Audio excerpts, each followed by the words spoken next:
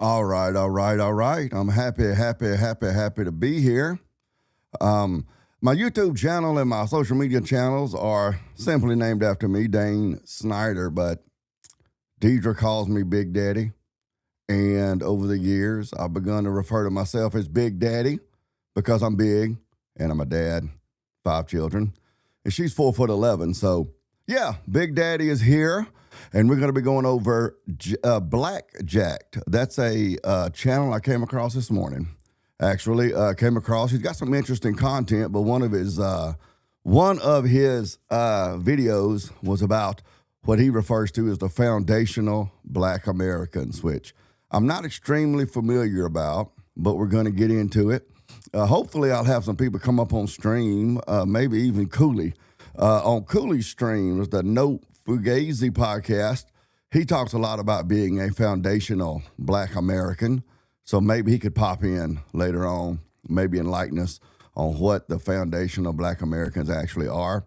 Honestly, with what Blackjack said about them, I think he may be a little fuzzy on what they are, because the few people that I've heard talk about them doesn't sound like what he's describing. But we'll get into that in the video in a few minutes. If you want to come on stream and debate with me about it, I prefer people who disagree with me. That's true in my personal life as well. But I prefer people who disagree to me, at least to some degree or another. But if you want to come up and just offer some commentary, click the link. I've got the link pinned at the top of all of the chats on all of my channels that I'm streaming on. Click the link and you'll come backstage. Don't get too impatient, because if I'm in the middle of something, I may not bring you up immediately, but I will bring you up eventually. So don't be pushing me. But click the link, come on up, come up on panel. Doesn't matter if you disagree with me, if you just think I'm just batshit crazy. I really like engaging with folks who think that about me. So click the link, come on up. I'm not going to be beating up on you. I'm not going to be trying to embarrass you, make a fool out of you, but I will respond the way I'm responded to. And if you get on here and you just start just trolling, I don't mind one bit. Just giving you the boot, man. But I am looking forward to it. I'm hoping that we can get some people in here from my other platforms who will get in here and let's duke it out. But let's duke it out rhetorically, okay? Have a little respect and decorum. I'm just now starting to get into developing my online social media platform, my streaming platforms. So I'm brand new to that. And but I am not brand new to arguing with people. Seriously. My mama used to say that I was like her daddy. She used to say, oh, that daddy would argue with a light pole if the light pole was staying there long enough and listen to him. And I've been the same way. I must have inherited that gene from him or something. So I'm much the same way, which is it's a good thing I married the woman I married, because, she likes to argue too.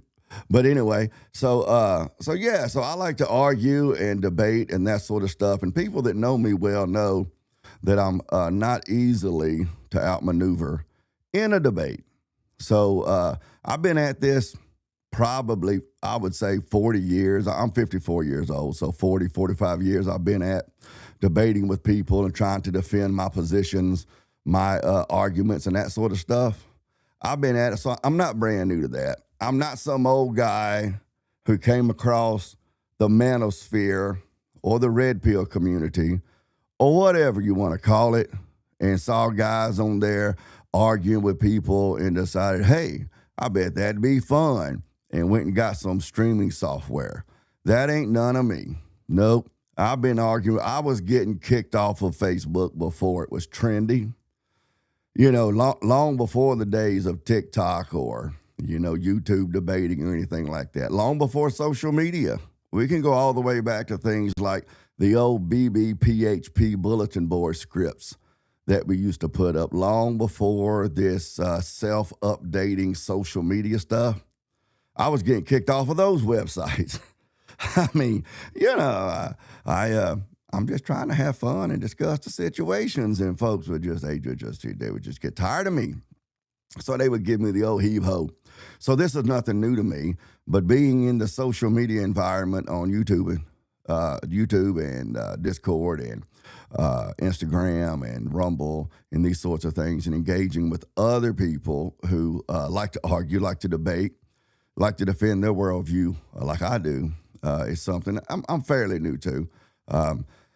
So I'm enjoying it. Eventually, as I move on and develop my channel, I'll eventually have a real snazzy, fancy, schmancy intro and outro and graphics and all that sort of stuff, like these folks like Cooley have, where he can run a little subscribe and ring the bell and share graphic. He can do that instead of his followers watching him drink his water. But I'm an old fat guy on high blood pressure and diabetes medicine and stuff. So you're gonna see me drink some water. You might see me sip a little whiskey too, maybe a little brandy. I don't know. It depends on how the mood hits me. Depends on how y'all behave, really. But seriously, I'll eventually have it, to that point. But here I am now, and let's go ahead and get into the video. So this is the foundational Black American movement needs to go to. See there, he's already getting rude. He's already getting rude. See, I switched scenes and he started talking.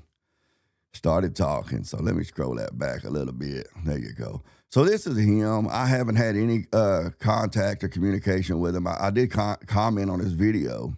I did comment on his video this morning when I saw it, just to let him know I was going to be doing a reaction video to his video. Just a little bit of a sign of respect. I don't want the guy to think that I'm just coming out for him, like I'm coming after him. Let me scoot my chair over here and get a little more centered. There's a whole bunch of me here. There's a whole bunch of man here, like about 325 pounds, and I was looking like I was about to slide out of the side of my frame there, but no, okay. So I didn't want him to think that I was just putting out a hit piece on him or something like that. So I did comment and let him know that I was going to be doing a reaction video to his video, but that's the only communication I've had with him. It's the only thing I know about him is a couple of his videos I watched today. He does seem to be a genuine, relatively intelligent guy though. But yeah, so let's get into it. Again, at the top of the chat, you'll see a link. If you want to come on panel, click the link. When I get a good breaking point, I'll bring you up and you can agree, you can disagree, you can offer your condolences. No, you can offer your thoughts and ideas and principles. And let's go at it. But let's see what he's got to say. The foundational Black American movement needs to go today, be done. This has devolved into mentally ill people on the internet screaming that they're an Indian. That's basically what this has devolved into. And maybe there were noble intentions at the beginning, but I doubt it, because Tariq Nasheed, who's sort of like the kind of grandfather of that whole sect, he's been a grifter his whole life. So no, I don't think there was any noble intentions at the beginning. The FBA thing isn't. All right, see, this is the part that I think he's mistaken on. And I know that a lot of black people on social media who are politically motivated and that sort of stuff, they'll take a look at me and they'll take the position that a lot of these pro-choicers and feminists and stuff do when they say, well, if you don't have a uterus, then you don't have an opinion. So I know a lot of people would, a lot of people in that content, that mindset, that worldview there, would take a look at me and say, well, you're a white guy. Not only that, you're an old white guy. So what do you know? How do you think you know more about the foundational Black Americans than a Black American? Well, that right there was what you would call an appeal to authority, which is a logical fallacy.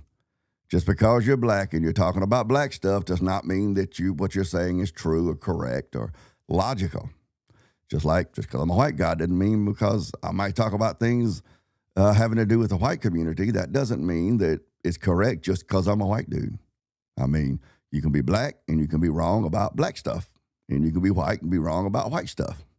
Okay, so that's not the case. I just think that the guy, maybe he's confusing and conflating different things, but the element that he's talking about that seems to be a big deal nowadays, maybe it's my algorithm on my Facebook, maybe because of things that I search up on Google and I read a lot of and stuff like that have to do with culture, race, social dynamics, philosophy, politics, these sort of things.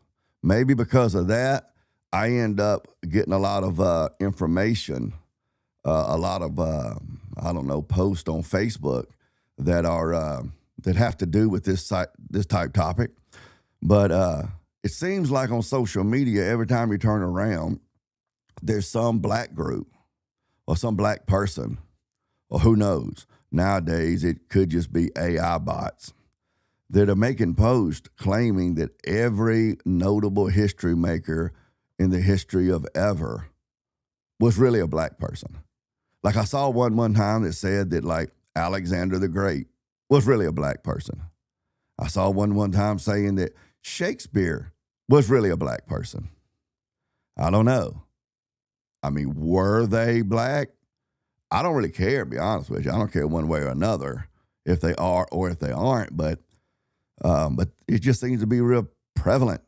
Queen Elizabeth was really a black person, that kind of stuff. Pretty soon they're going to be saying that the funny mustache guy from World War II in Germany was really a black person.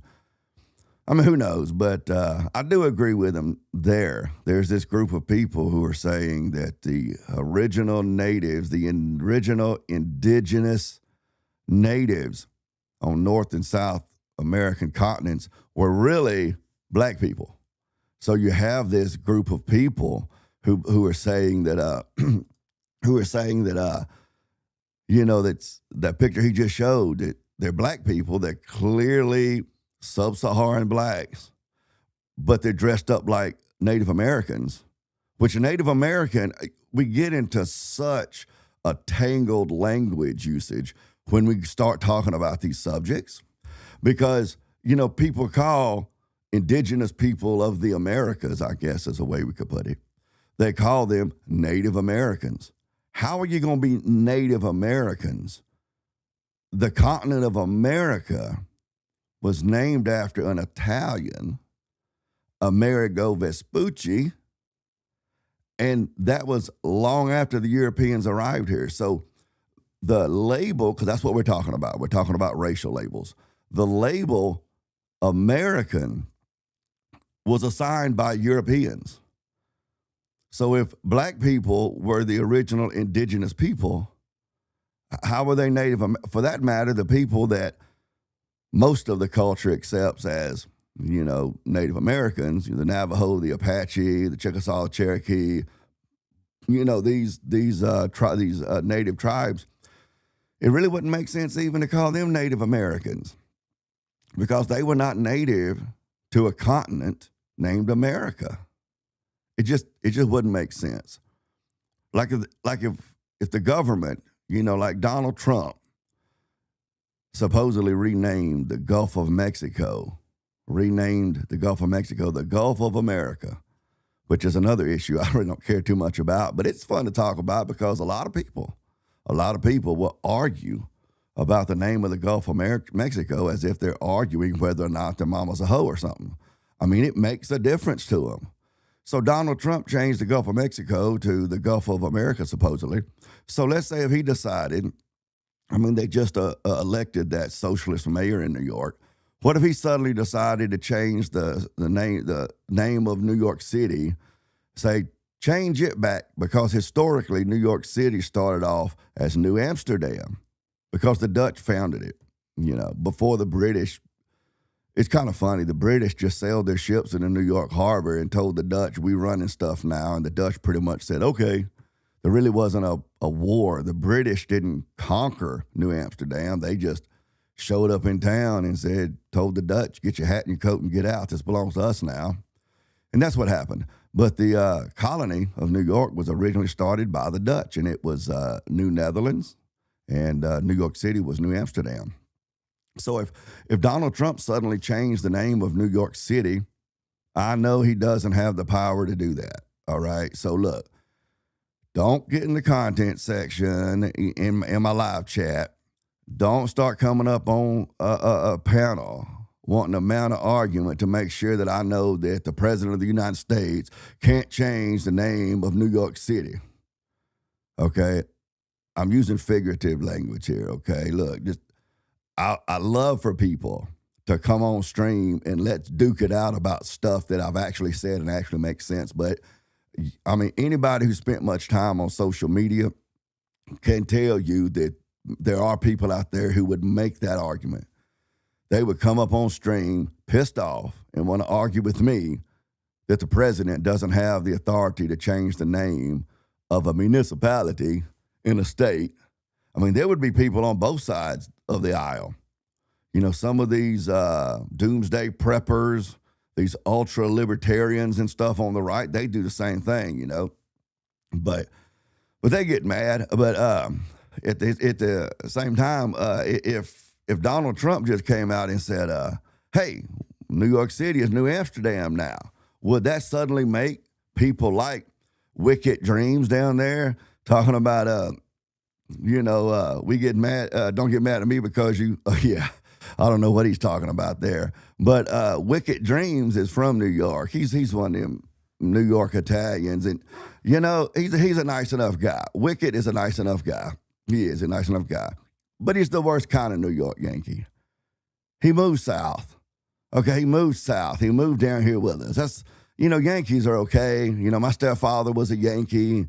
But, you know, I mean, they're okay people. But Wicked there, he moved south. You know, at any rate, would Wicked Dreams there suddenly start calling himself a New Amsterdamer?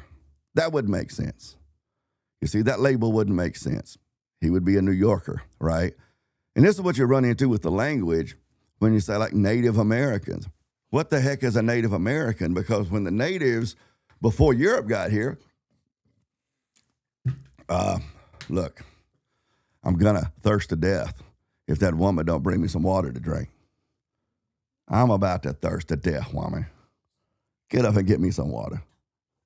She's laying on the couch here in my office telling me not to put her on camera. Look, my tongue is stuck to the roof of my mouth, woman. So if you can get off Poshmark for a minute and that would be great. She gonna tell me she handicapped. She married me 35 years ago. So that was handicap enough. I appreciate your help, baby. If y'all see a Stanley Cup come flying in frame, call the police. But anyway, so the Native Americans are going back to that because I do digress. That's a label that was put on the natives of this pile of dirt we live on by Europeans. And so you end up with the same thing when you get into stuff like the stuff that this guy is talking about here, that Black Jack is talking about, when he's talking about these foundational Black Americans. And he claims that they are part of the people that are dressing up in the Native American costumes and saying that they are the original indigenous people of the continent. It just doesn't make sense. I mean, they end up being like double wrong. You know what I'm saying? Because the Black people, sub-Saharan Africans, were not the Native Americans, but for that matter, the Native Americans weren't the Native Americans. I mean, they were the several, you know, the many, but the several meaning unconnected, the sovereign native tribes on this continent. They didn't call themselves Americans. It's like I'm Scotch-Irish. See the plaid? I'm Scotch-Irish. My mama's family called themselves either Irish or Scotch-Irish. Sometimes I'll say something about being Scotch-Irish, and I'll have somebody want to correct me. Oh, no, it's not Scotch. It's Scott, S-C-O-T. You see that? That's why I keep her around. She's a pain in the butt sometimes. She's 4'11" of red hot meanness with bronchitis, as you can hear. Red hot, I'm talking about. And 4'11", she's hard to get wrestled down. It's hard to get her in a rear naked chokehold. But at least we're naked, right? When we're chokeholding, no, it's hard to get her in that rear naked chokehold. It is, but she brings me my water. So I'm gonna keep her around at least for another month or two. I told her years ago, she brought me something like that, and I told her, I said, I appreciate that. I said, you keep up all this good performance, and I'm going to bring you on full-time staff eventually, and I'm going to give you employee benefits and everything. And she going to want to tell me, like she was serious, she want to tell me or ask me, well, you mean that there's benefits? You mean there's benefits to this job? Really? I think there's a lot of benefits to this job. We don't have 5 kids for nothing, okay? I just kept poking fun, and she kept taking me seriously, and that's where we ended up at. But at any rate, I've completely forgotten where I was going a minute ago before she brought me that water because she let me get so dehydrated. So, yeah, that's right. See that? Girl, look at you. You're making a good little assistant. Just for that, I'm going to let you buy something off of Poshmark. Even though you give me that ugly look, I'm still going to let you buy me something off of Poshmark. So one that I put up with her. If any other woman would take me, I'd probably still stay because I don't even know about my medications. My medications I take, yes, you see how fat I am? Yes, I take medications.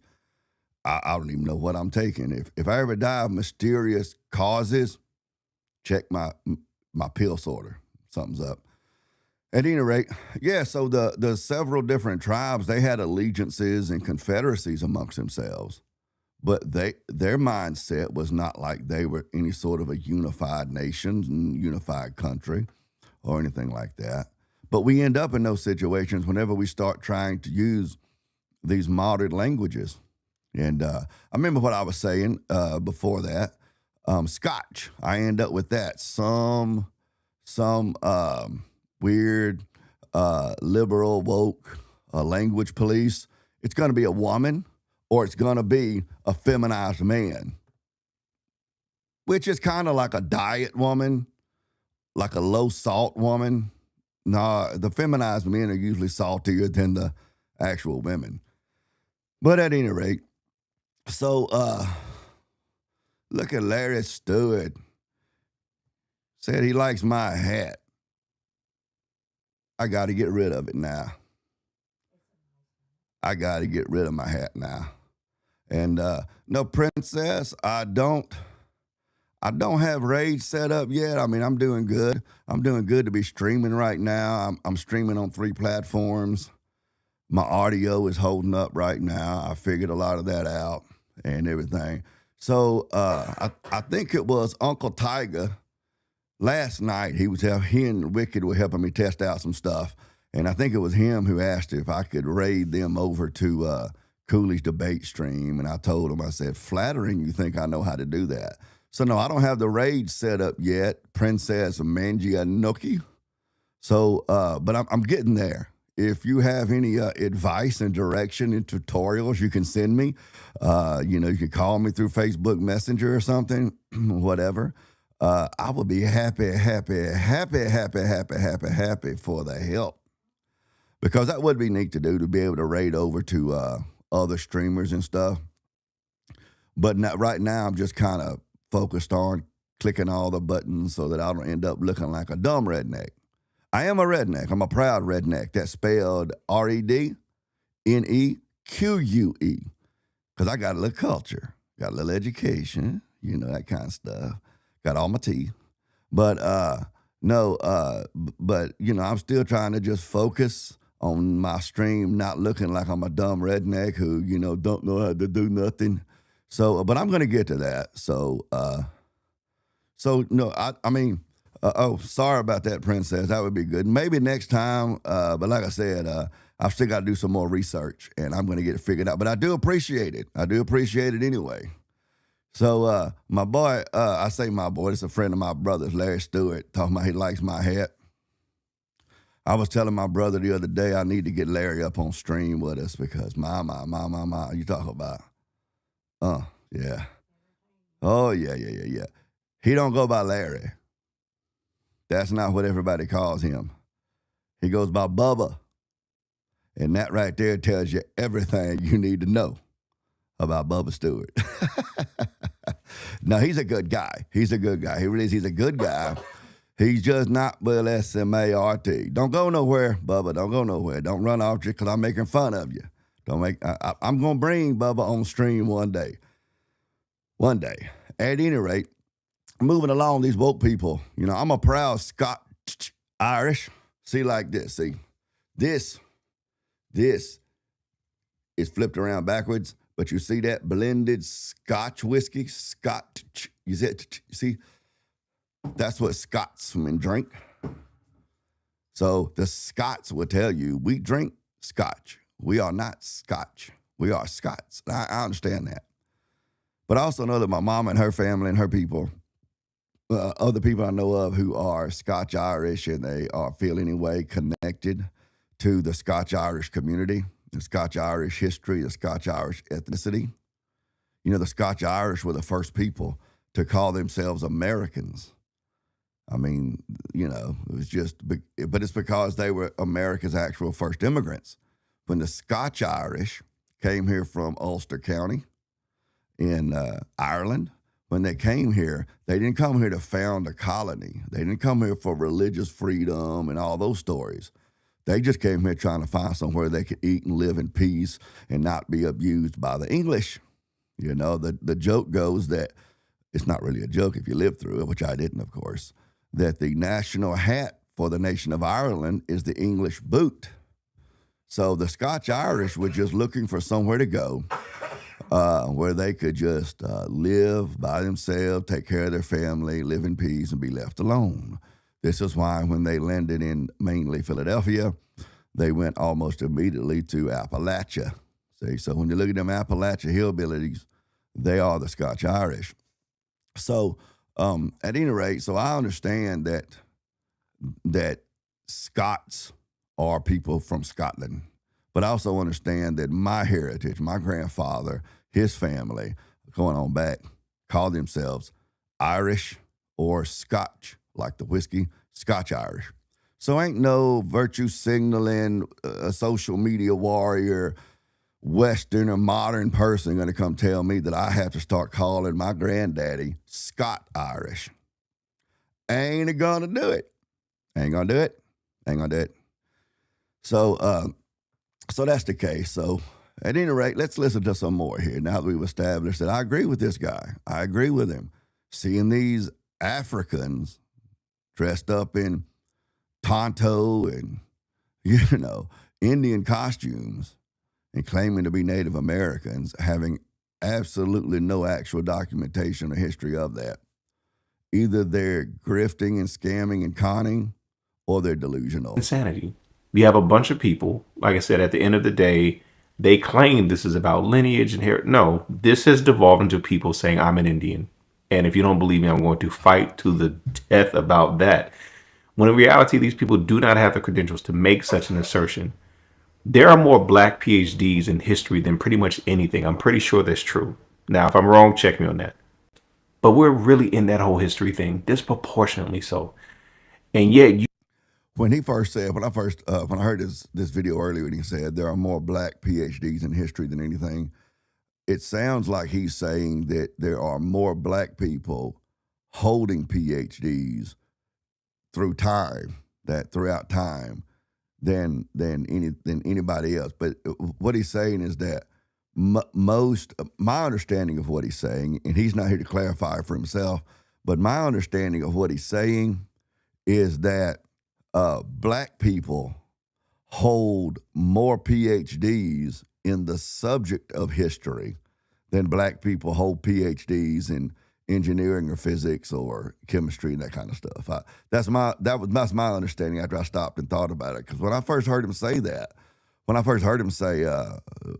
people hold PhDs in history, more black people hold PhDs in history than anything else. It's a little confusing, but it was early in the morning. I was still working on my first cup of coffee. So that could have just been my 54-year-old uncaffeinated mind that got confused with that to begin with. You think because you watched a TikTok video that you've discovered something that all these historians just somehow missed. This is why you sound mentally ill. Scholars are a lot like content creators. They want to go viral. They want clicks. If there was something to this, they would have definitely started publishing en masse. And that is true. And I'll go a step further. Scholars are just like any other occupation or any other field of study, okay? The idea that because you're a scholar, an academic, a PhD, a college professor, the idea that that somehow or another makes you like, I don't know, morally pure, free from corruption and personal biases. This is like people that are just almost on a worshipful level talking about backing the blue. I have police officers that are friends of mine. I don't have a problem with the police at all. I don't hate the police. I'm not against the police, any of that kind of stuff. But the idea that simply because they put on a uniform that somehow or another they become heroes, I can't go there. I can't go there with you on that. Same thing when we talk about nurses and doctors and school teachers and firemen and soldiers and that sort of stuff, where they end up being venerated socially to almost to some sort of a social godlike status, like moving towards how Rome and other cultures as well, but Rome would deify the emperor, you see, and that sort of stuff. So, I can't go there on that. So this guy right here says, there are, these scholars, and if these scholars want clicks and attention and stuff like that, so if they could find that in history, they would have certainly published it to get paid. Because when you go to universities, even you're a PhD at a university, you are required to publish a certain number of books and professional journals and articles and stuff like that to be able to get tenure at that university. So they have an incentive to get published. So what that guy is saying is true. But that incentive to get published to keep your job at that university is also an incentive to, if it comes down to it, possibly falsify research, draw false conclusions, present the truth in a way that no one really recognizes it. I mean, it's possible. So this guy seems to be implying that the scholars would be, naturally honest, so they would tell the truth. I can't quite go that far, but what he's saying is true. I mean, if black people, if they were the original indigenous people, like there's a theory that the indigenous people of this continent, the Native Americans, I mean, I struggle to come up with a better word for it. I call them Indians usually, but I'm trying to hold back on having people getting in my live chat and stuff telling me that I'm, being culturally insensitive. But the truth is, Christopher Columbus, he did think he made it to India. That's historically true, but he referred to the people, the natives that he encountered, as people Deos meaning God. So he was saying that they were gentle, peaceful, beautiful, he didn't mean godly, like morally righteous, but that's what he was basically saying, Endios, Endios, and everything. But anyway, he wasn't calling them Indians like they were people from India. I mean, think about it. I know this was, 1492, Columbus sailed the ocean blue, and that how it goes. I don't know. I'm a public school student. What do I know? But even then, I mean, there had been trade routes across the Middle East and Asia going back and forth to India for centuries. So, I mean, why would you assume that Christopher Columbus would not have known what someone from India looked like?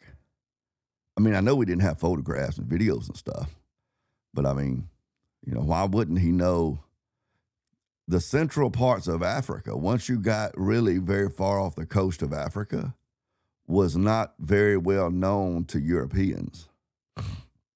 But it wasn't because of a lack of travel, like the ability to travel. It was because once you got off of the coast, and this is also in large part why the sub-Saharan Africans were so well, you don't want to say well-suited, but the reason that they were victimized so much in the slave trade in North and South America is because of this same reason. because the sub-Saharan Africans, they had developed natural immunities for the jungle diseases and the diseases in Central Africa, were the diseases that live and breathe and thrive along the tropics, tropical diseases. I mean, some of them, like the sleeping disease. If you caught the sleeping disease, you didn't die. I mean, you were alive. You were very much alive, but you never woke up. And there was another disease that was one of the jungle diseases that the name of it escapes me right now, but it was written that you would bleed out of every orifice, including your tear ducts. And it was just some horrible, horrible diseases. And the Europeans didn't have any immunity built up to it. So if the Europeans tried to go deeper into Africa, it ended up much like what happened with the Indians when the Europeans came to North and South America and brought diseases like smallpox to them. If the Europeans went very far into Africa, they would contract these diseases, these horrible, painful, brutal diseases, and would die. But the Africans, the sub-Saharan Africans, had built up resistance to those diseases, which, unfortunately for them, when they were brought over to Central and South America and the southern parts of the United States and stuff, it really gave them that resistance to that disease, which, horribly so, made them well suited for, digging copper and cutting sugar cane and that sort of stuff. At any rate, so there is a claim that the Indians migrated across the land bridge between Russia and the Bering Straits, and that they are actually of Asian descent, Chinese descent, that sort of stuff. But, there's like some DNA connections there, okay? But this guy calls foundational Black Americans, and I keep using that term, but I think this guy is confusing the foundational Black Americans, people that claim that. I think he's confusing that. But those people that are dressing up in, those Black people that are dressing up in Indian costumes, they have no DNA evidence. They have nothing to trace it to, but how could they see? Because here's the illogical out that these these black Indians do, is that if you go to do a DNA test on them, who are you going to test their DNA with? Because they claim that they were here when the Indians showed up, the Native Americans showed up. So who would you test their DNA with? So the claim they're making is, to an extent, it's unfalsifiable. I mean, how are you going to prove, that they're not, other than if you could trace them back to the boats, and we don't have historical records of Africans being here, prior to the transatlantic slave trade. For the most part, there was, an African here and an African there who was brought as an indentured servant. There were actually freedmen that had come over from Europe, just a handful. I mean, but by and large, they were the exception or whatever. We don't have any of those records. But for that matter, if these people, these Black people claiming to be Indians, if they were truly here and had their own culture prior to the Indians migrating across the Bering Strait, if that's how they got here, if that's true, well, then why are these Black people dressing up in the costumes of the Native Americans or the Indians that they say they were here before? Why wouldn't they be dressing up in the clothing and stuff that their people that predated the Indians dressed up in? I mean, it doesn't make any sense. But at any rate, let's see what else this guy has to say. But no, you keep citing a bunch of random pictures on the internet as your proof of something I don't know, because there were dark people. There's people in India darker than you. What's your point? Or you're going to go to... That is true. I've been to India before. I spent a few weeks over there. I guess now it's been about 17, 18 years ago. And that is true. Of course, India is close to Africa. But yeah, there was the group that I went with, there was 4 white people like me, and there were 4 Black people. And, I mentioned to the 4 Black people that were there, You know, that some of the people that you see walking in the street, if you saw them walking down the street here in America, you would not think that they were Indian. You would think that they were mixed, black and white. You wouldn't think they were Indian. It's really an interesting thing. India was an interesting country to be in as a whole, but that aspect was interesting to see. Ivan Vance or Tima, right? That's their thing. Yes, black scholars have reviewed that too and said, well, this doesn't really work out. You're going to go to the Olmec heads and say, we came to, are you Mexican? Did I miss something? We know who the Olmec people are. And furthermore, nobody came from Africa in 1000 BC across the sea. That didn't happen. You're going to go to a few other scholars who present like some maybes, and here's a theory on maybe. Yes, there's a theory and a possibility and a maybe. That's what you got. You don't have any, you got nothing. You are not qualified to say the things that you're saying. And unfortunately, because we have the internet now, you can't tell anybody that they're just dumb and they don't know what they're talking about. People don't want to hear that. Everyone's an expert. So this needs to go. This mental illness needs to die. It really does. Now, if you're a black immigrant, you might really appreciate me saying that. Okay, I'm going to pause them right there because this is the point where I start to take a fork in the road from this dude. I can agree with everything that he said up until now. You know, when I was listening to watching his video earlier today, I was going on about it. I was like, this guy, he's a pretty bright guy. He's looking for evidence. He's looking for logical chains, and this sorts of stuff. And he said, this is great, man. And then he went this direction. So I'm going to get on a soapbox for a minute. Anybody who's really talked to me much about things having to do with social dynamics, politics, and that sort of stuff, and whatever, has heard me refer to the feminine mind. And people typically think that I'm beating up on women when I talk about feminine thinking and feminine perspective and feminine worldview, and especially if I start talking about how the modern Western church is a feminized church, speaking mainly about the Protestant churches.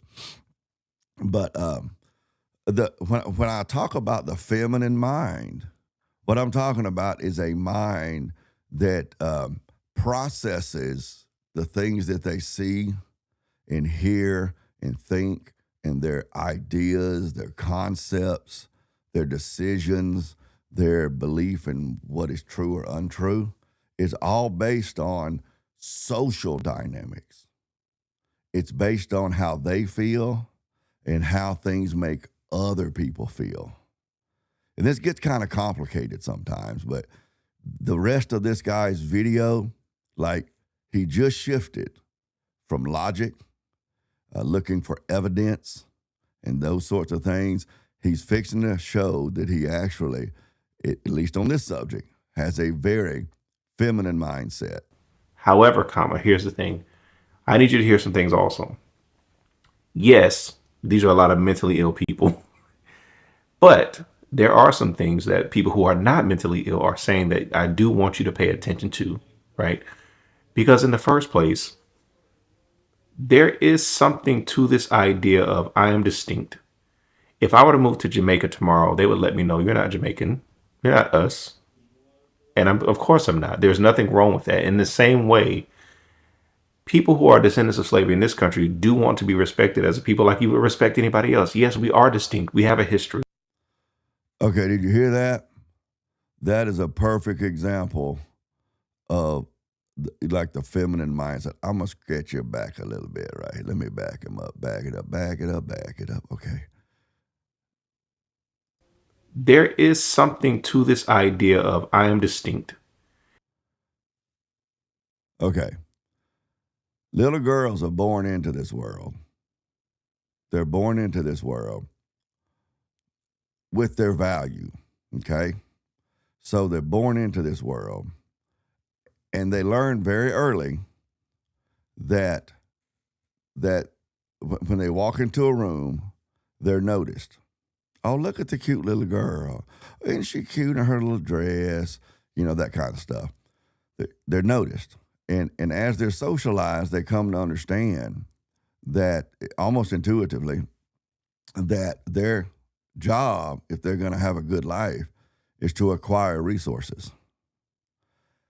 And in order to acquire resources, they have to make themselves noticeable for their good merits. They have to come up with some kind of a merit to get the attention of the person who has the resources, which is typically going to be a man. This is where the phrase "daddy's little girl" comes from. She's trained if she has a father in the home, and for little girls who don't have fathers in the home, that's a whole nother subject of how a lot of times that turns out. But daddy's little girl becomes the woman who finds a husband, gets married, and is taken care of in that regard. So they're caught in this tension between these two things where women also view themselves as part of an us, the girls. Even ones that get grown, which I don't understand this a bit. 'Cause I've been married since I was like 19 years old, okay?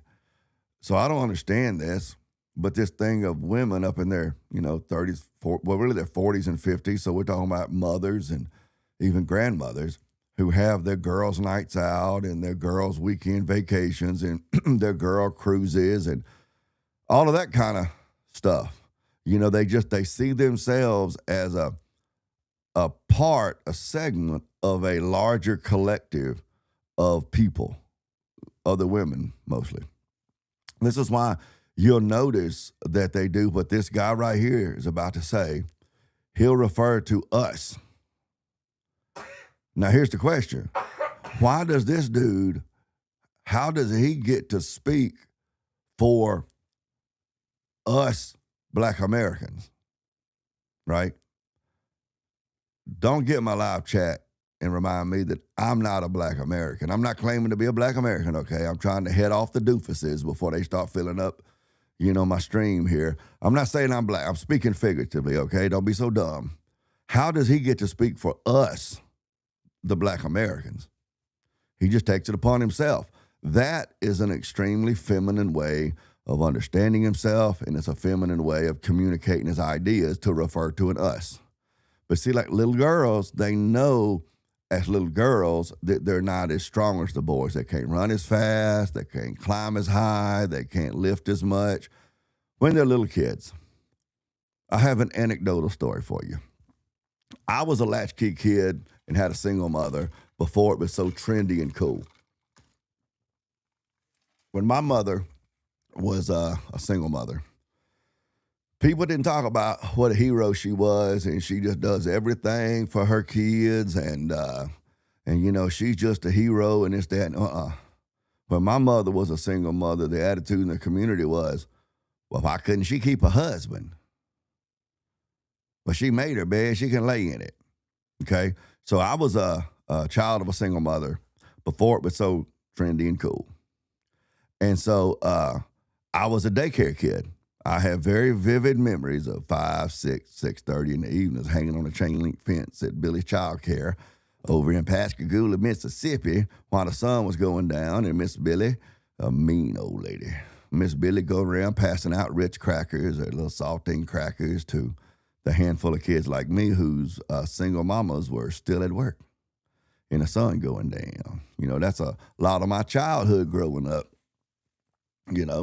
Well, during the day, the afternoon, when the public schools let out and, a lot of kids, they came to the daycare, even on weekends sometimes, But the public schools let out and everything. But little boys and little girls, now keep in mind I'm Scotch-Irish, okay? Little boys and little girls, we'd play this game it was kind of like, we called it Chinese chase. I don't know who came up with that name. I don't know why I had to say Chinese. I don't know. There's nothing about this game that had anything to do with Asians. So I don't know why we came up with Chinese chase. I don't know if this is something that we invented, there at Billy's Child Care, or if other people played this game. But it was kind of like playing freeze tag. Except when you caught the person, then they didn't just freeze still until their friend came over there and touched them and unfroze them. No, when you caught the person, and keep in mind this game was segregated, boys against the girls. Okay, it was sex segregated, boys against the girls. So you see where I'm going with this, don't you? I know you're a bunch of perverts out there. You see where I'm going with this. I know, folks. We were like 6, 7, 8, 9 years old, okay? Why were we thinking about this? We were all rednecks. I don't know what to tell you. So you're chasing the boys, you're chasing little girls, and you catch one of them like freeze tag, and you get your little peck on the lips or the peck on the cheek sometime if you were a loser. Get your little peck on the lips. It was fun. Okay, keep in mind again, I'm Scotch-Irish.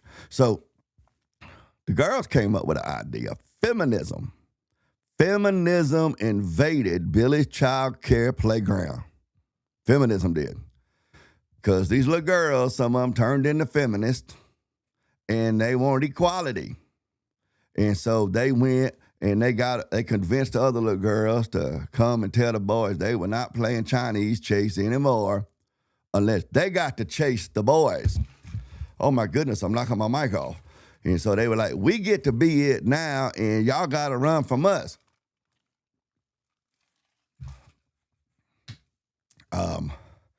I have always been, believe it or not, aside from my goofy and comical, entertaining personality, I have always been wise beyond my years in some areas.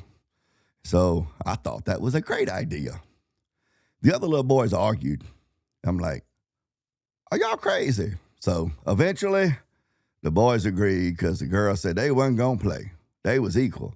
They had to get them a turn to, they got to chase the little boys. So they were going to chase us. So it was like, ready, set, go. Them other little boys actually ran. See, that's when your competitive nature, guys, really screws you out of a lot of stuff. Man, look, I ran slow as I could run, could not wait to get caught. Kept getting caught. That's just the way it is. But those little girls, they see themselves as a group, a collective. But because they know that they're not as strong as us, not as fast as us, didn't have to be as fast as me when they decided they wanted to be it in Chinese chase. I couldn't wait to get caught. So, no, they didn't run as fast as us. They couldn't climb as high. They couldn't pick up as much as men can. They learned this, so they know they have to kind of like to defend one another and support one another, that they, have to kind of, form a group. So they see themselves as a member of a group, as just a segment, like a link in a chain, just one piece of many in the group. This is different than how the male mind thinks, because the male mind thinks of themselves as sort of a group, but a group that's sorted into a hierarchy where everyone has a role and a service to provide to accomplishing a certain goal, and men will file themselves into the slots that fit with their skills and abilities. Not all. I'm talking about the theory of the hierarchy. There are dumb men out there that can't nobody do nothing with. I understand that. But the hierarchy is the group that men see themselves in. You see, some men are better at things than others. And so in the hierarchy, those men are allowed by the hierarchy to perform in those positions. I mean, that's just the way it kind of works. But within the female mind, everything is beautiful. We're so pretty. You can see this over on Brian Atlas's Whatever podcast when he asked the girls around the table to rate themselves. And you'll have girls at the table that will not, they're going to rate, everybody's beautiful. We're all 10s, which defies mathematics. If everyone is a 10, then that means that 10 is average, which means that everyone's a 5. You see, but it's because within the group, everyone is beautiful and everyone is smart and everyone is friendly and everyone's on the same level. There's no hierarchy. And this is why there's not a building on the face of the planet that's been built by a crew of nothing but women. There's not a building on this planet that's been built by nothing but females, because they struggle, or it's sometimes impossible even for them to naturally and organically sort themselves into this hierarchy that's needed to be able to accomplish a task or accomplish a goal. just the way that their mind is formed. So they see themselves as a group, like they're all a group of equals, you see.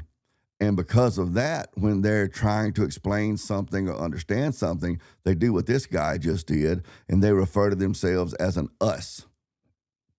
And I say they refer to themselves as an us.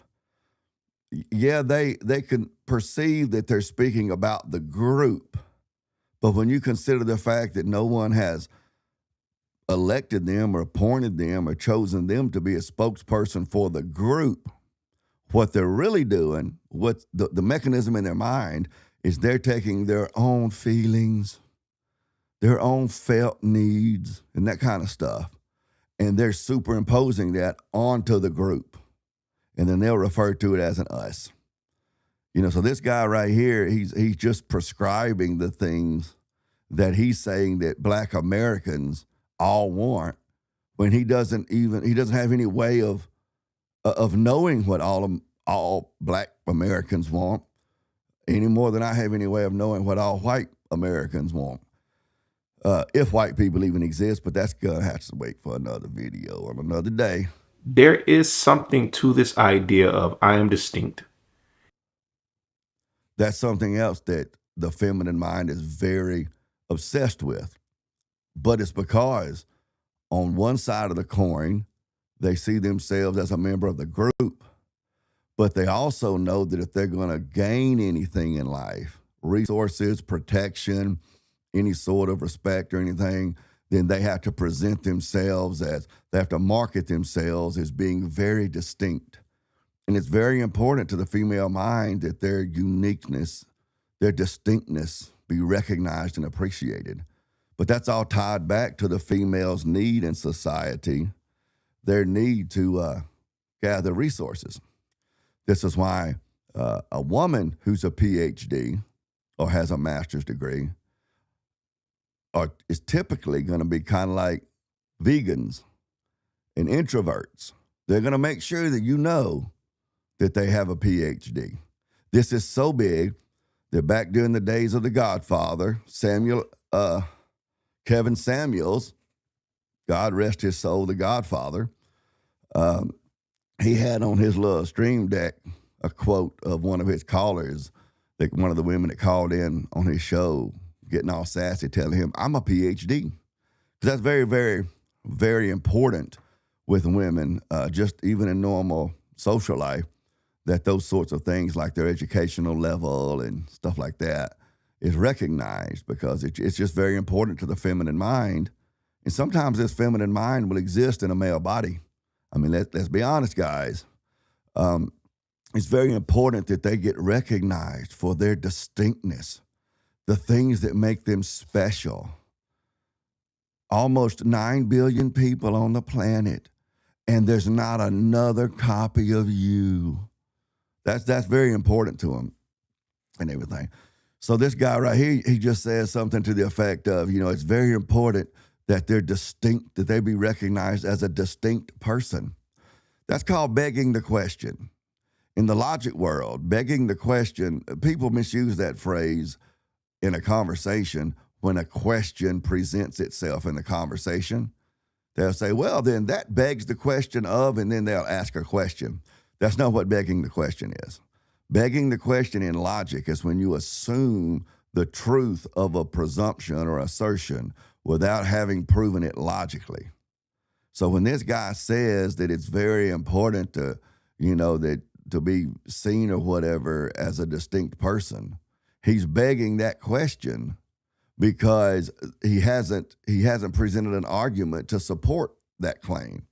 He just assumes it to be true, and then he goes on building his argument on that unproven assumption, and that is what begging the question is. And that I do want you to pay attention to, right? Because in the first place, there is something to this idea of I am distinct. How is he distinct? I don't know. If I were to move to Jamaica tomorrow, they would let me know, you're not Jamaican. You're not us. And of course I'm not. There's nothing wrong with that. In the same way, people who are descendants of slavery in this country do want to be respected as a people like you would respect anybody else. Yes. Do you see how he continues just making these declarations? He's offering no argument to support it. He's offering no data. I mean, has there been a poll held? I mean, what? So he's saying, people who are descendants of slavery, they do want this, that, and the third. How does he know that? And look, well, because he's black, that's an appeal to authority. I mean, I'm white. I couldn't begin to tell you what, Europe, people who descend from Europe in this country want. I couldn't begin to tell you. I could guess, but that's all I could do. But for some reason, when you get into the non-white groups of people, or you get into other intersectional, there we go, not intersexual, that's a whole other thing, right? Intersectional groups, these supposed disenfranchised minority groups, whether it's women, LGBT, race, religion, immigrants, whatever. For some reason, it's all right and acceptable. Nobody questions when people from those groups want to speak for what the whole group wants, as if there's some sort of a ethnic Gnosticism going on here, But, logically, how would he know? How could he talk about what people descended from slavery actually wanted? But nonetheless, he will. So we are distinct. We have a history. We have a lineage. What history do they have that's distinct? I mean, other than if his ancestors came to these continents during the transatlantic slave trade, and they had a history of chattel slavery. Other than that, that's not their entire history, by the way. So his implication, if that is what he believes makes him have a, quote, distinct history, well, then he's implying at least that his history is like mainly slavery. And the reality is it's not. But he's saying, but other than that, what distinct history does he have? I mean, the rest of his history would be as Americans. I mean, I don't understand that, but that's the claim nonetheless. It should be respected. Why should it be respected? That's another thing that the feminine mind believes, but it's because they don't deal in hierarchy. The feminine mind doesn't deal in hierarchy. They deal in the group. If you can just imagine, just a crowd of people standing around and they're all equal and there's no actual chosen leader. There's no actual goal that they're trying to accomplish as a group. They're just hanging out down the street, doing the same thing they did last week, in a mental sense.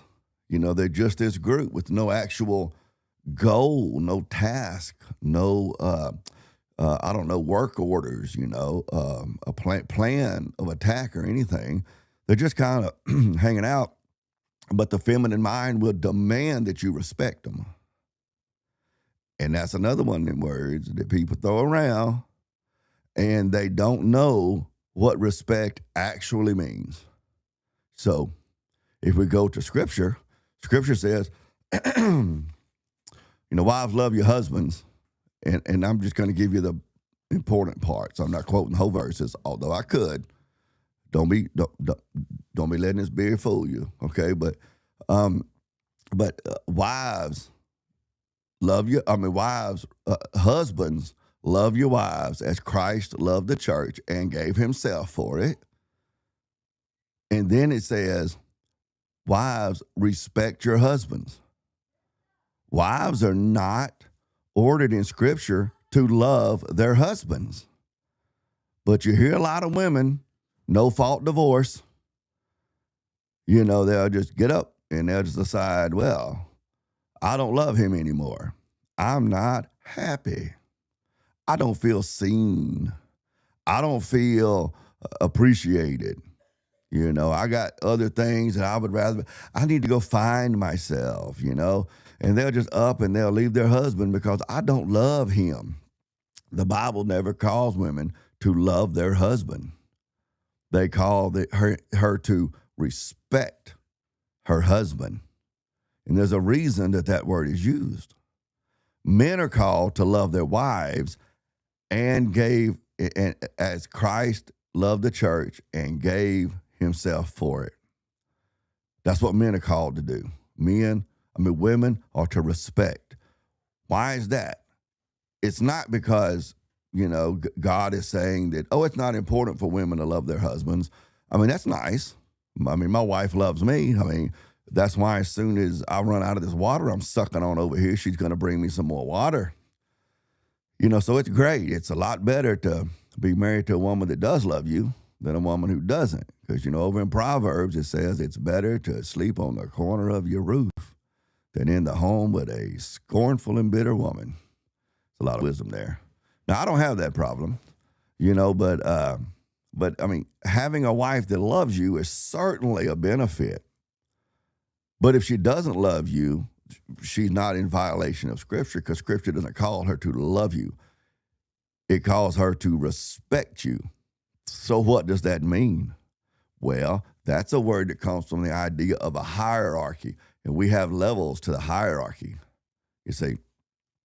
And within the hierarchy, if I respect someone, if I respect another man in the hierarchy, I'm going to say man because that's what the male mind typically works in, is a hierarchy. If I respect him, that means that he has a place on that hierarchy, and I have a place on that hierarchy. And I will interact with him and engage with him based on our positions on that ladder. So I will interact with him with respect to his position, with respect to my position on the hierarchy. You see how that explains what respect is? You know what women and feminized men, and most people really in the culture, believe respect is? Be nice to me. Don't hurt my feelings. Don't push me around. Don't really hold me accountable. If you do hold me accountable for something, then you need to talk to me as nice and sweet and gentle and warm and fuzzy as you possibly can. And that is their misunderstanding of what respect is. Nope. When the Bible tells a woman, to respect her husband, what she means is to recognize his position within the hierarchy in the home. And that hierarchy is what? Man over woman, God over man, man over woman, woman over child. That is a hierarchy in the home. And that's what respect is. So this guy right here just throws out where they're deserving of respect. You're not deserving of respect, and this earpiece wire in my left ear here is about to make me have to pour some more scotch if it doesn't quit. I'll tell you what. I'm about to have a duck fit over this wire going around my ear. See, this one over here is working fine, man. I don't know. The devil's after me. Anyway, so the female mind thinks that they just deserve respect just for showing up and sucking air. My kids, all 5 of them, when they got to a certain age, and they start wanting to they got one foot in adulthood and one foot still in childhood. And they would come up with these ideas, because they had the internet, everything on the internet's true. So they would want to try to contrary me about this, that, and the third. And I would ask them sometime, I would say, why is it that you believe that what you just said is true, other than the fact that you've managed to not die for your 15, 16 years, 20 years, you managed to not die. And most of that credit doesn't even go to you. It goes to me and your mama. So other than the fact that you just are still sucking air, what makes you think that you should be able to do this or that, or that you have some position of authority or expertise, or that what you believe is true and everything? But it's because, especially my 4 boys, that's right, boy. That's right, man. 4 boys. That's right. I got plenty of Y chromosomes in here. That's right. I'm just playing. I love my daughter. I love my wife. I'm just playing. Yeah. Seriously, it never concerned me whether I had boys or girls when I was having them. When I was changing diapers and bottles. And yes, I changed diapers and bottles. I didn't have to, but I did. Deidre could have done all that herself, but she didn't have to. So anyway, so when they were all young, it didn't make a difference to me. When I was making them, because like I said earlier, I was just poking fun. I just kept poking fun, and Deidre kept taking me seriously. So I didn't really have a plan. We just kept having babies. The Baptist churches loved us because the average Baptist church congregation in this country, I think is about like, I don't know, a couple dozen maybe. I mean, that's the smallest ones, and the biggest ones averaged out. So when Deej and I would show up with our 5 kids, the Baptists would have, every so often, pack a pew Sunday. And they'd want their members to go out and invite a bunch of friends to church and pack a pew. Each family would pack a whole pew. When the Snyder showed up, we packed a whole pew, and it wasn't nothing but us, our family. There were 7 of us. Anyway, I just kept poking fun, and she kept taking me seriously. But at any rate, it's I have completely lost where I was going with that. So let's move on. And so just like I don't know what Deidre's putting in this water, but I forgot where I was going with that. not you, you are not me. There's nothing wrong with that. Also, there's some kernels of truth here. Like, the thing that people need to understand, in addition to respecting that I'm distinct, there's that word again, respecting that I'm distinct.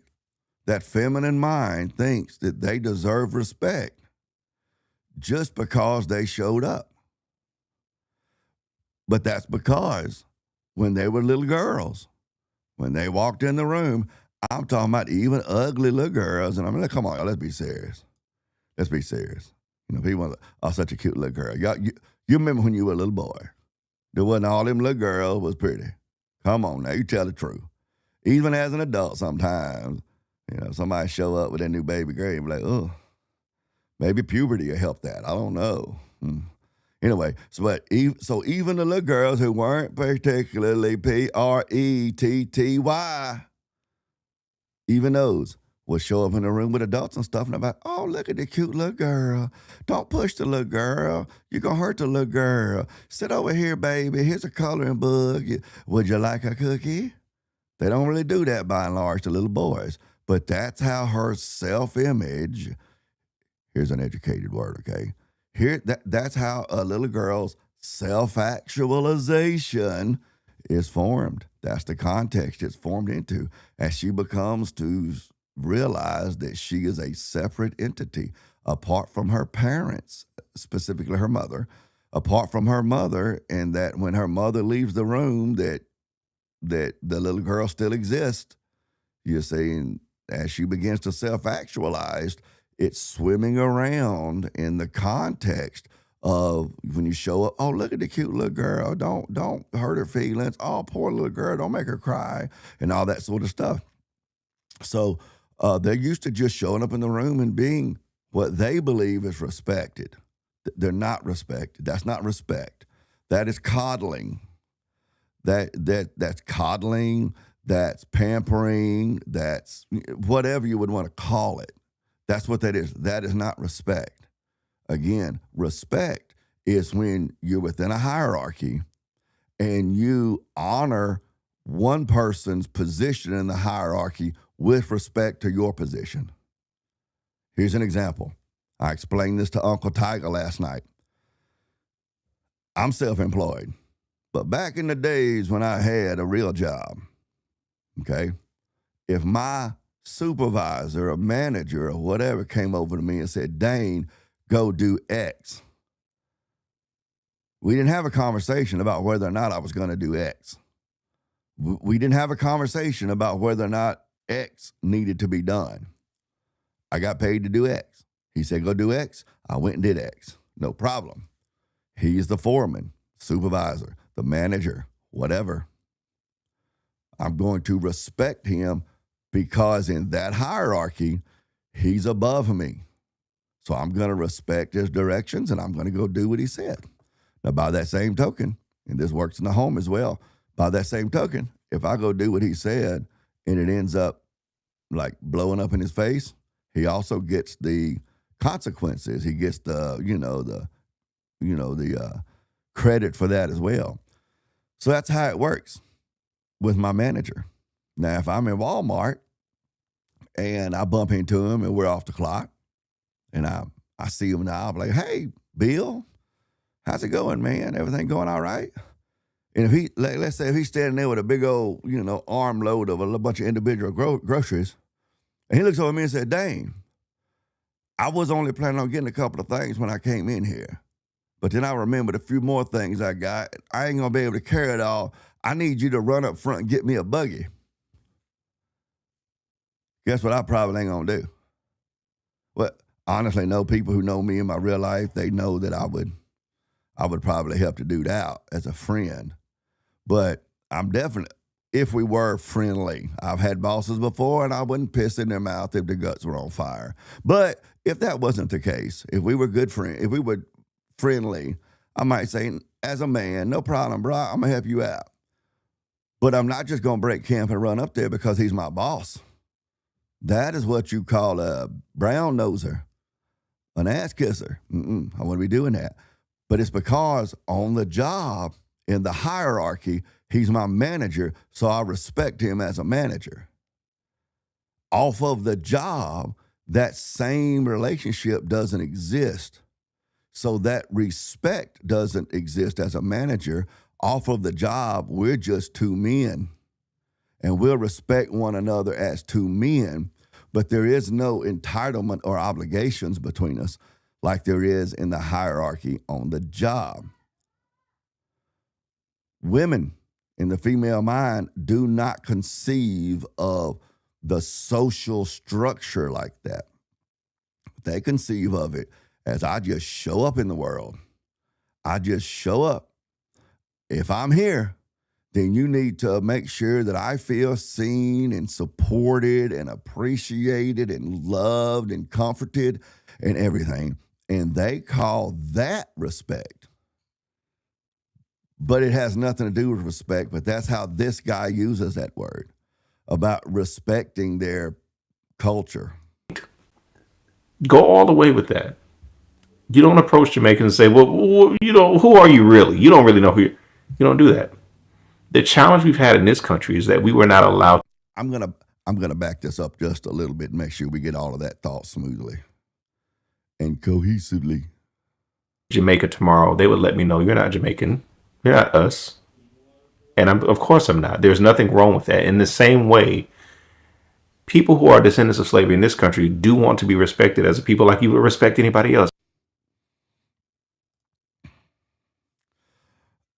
Junior IPS 45, there's tears streaming down his face. I'm assuming you're talking about the brother in the video here, the bald-headed guy. Just see, no, I ain't bald-headed. It is thinner. It is thinner than it used to be, but I ain't bald-headed. So I guess you're talking about the bald-headed guy here. I'm glad you commented that, if that's who you're talking about, because this morning when I was watching it, I was thinking, is that dude, is he crying? Is he crying? There's no crying on YouTube. Unless you're a woman. Right? There's no crying. There's no crying in baseball. But I thought the same thing. I thought the dude was a little choky. And we're going to get to a part of the video in a little bit where it sounds to me like he gets kind of choked up a little bit. I don't get it. I don't know. It seems kind of strange to me. I don't know. I don't get it. I don't get it. But yeah, I just noticed your comment there that I thought the same thing this morning. Like, is this dude is he crying? Be honest with you, when I first saw your comment right here where it says, "Is this black man crying?" I thought that was just a misspelling of fat man. And I thought you were trolling me a little bit, asking if I was crying. And I thought, no, what's this fool talking about? But no, I'm pretty sure that what you mean right here is that the dude's got tears streaming down his face. It's very bizarre. But hey, if it helps him get it off his chest, who am I to criticize? Yes, we are distinct. We have a history. We have a lineage. It should be respected. And so, why should it be respected? That's another question that he's begging. We have a history, we have a lineage. How is that distinct from anyone else? I have a history and a lineage. How is that distinct from anyone else? Again, All of that comes out of the idea of the feminine mind who has to find a way to set herself apart from the sea of other women who are also needing to gain resources. So what does she have to do? She has to find a way to be what I call the prettiest girl in the room. See, and if she can't be the prettiest girl in the room, she needs to be a runner-up or something, you see. So that's what this is in a actual romantic situation when he's saying, oh, we have a distinct lineage and we have a distinct history, blah, blah, blah, and that needs to be respected. That would be like a woman said, oh, I have a nice body and I have nice boobs and, I can dance really well. And, I did my hair.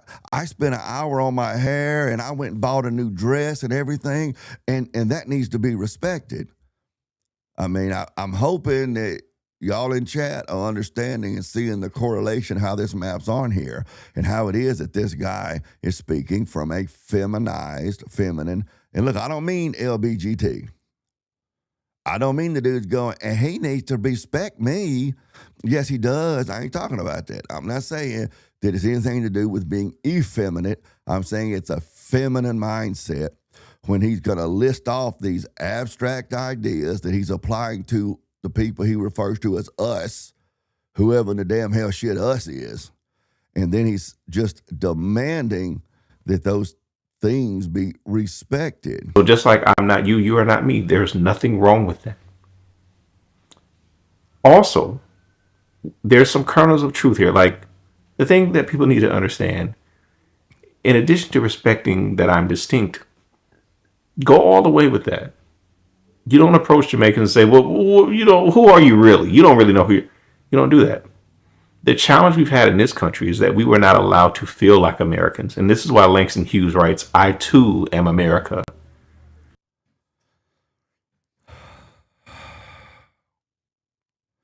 The problem that we have in America is that we haven't been allowed to be Americans.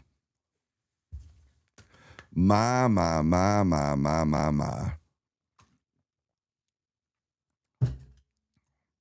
Yeah, I'm going to need some more water for this one. That's another classic element of the feminine mindset. It's the abstract concept in their mind.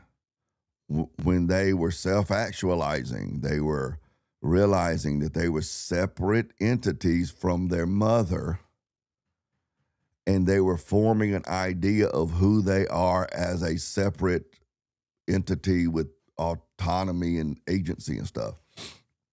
Somewhere in that process, in the female mind, the feminine mind, somewhere in that process, they develop this idea of some, what I call the nameless, faceless force in the universe that allows or disallows them to do this or that. That's another way you can pick out someone who is feminine minded. When they will start talking about the reason that they behave the way they do, or the reason they've had the experiences that they've had, is because they've never been allowed to. Allowed by whom? I don't know that anyone has ever overtly allowed me to do anything. If I wanted to do it, I got up and I went and did it. I mean, we're not talking about legal issues or stuff like that, certainly. But I mean, it's a man, the masculine mind in its rawest, most rudimentary stage does not ask ever, never does the masculine mind ever ask, will I be allowed to do this or that or the third? Now, as we develop societies, civilization, and men through the hierarchy had to establish the rules of law. We had to establish a social order as that developed, and the hierarchy developed so that we could collaborate and build civilization and have like mutual protection and mutual provisions and stuff like that. as that developed, laws were developed of what behaviors were or were not going to be accepted, and if they were committed or done, what the consequences would then be. That developed as we developed civilization. That masculine mind, even in 2026, 19 days into it, it's damn amazing that we're already at 19 days, almost 20. I mean, it's 9:30 at night at my house, almost 20 days into 2026. It seems like the ball in New York fell 2 days ago, but here we are. The older you get, the faster it goes, what I hear. But at any rate, the male mind, the masculine mind, even in 2026, does not think. When he decides he wants to do something, the masculine mind does not think, I wonder if I will be allowed to do it.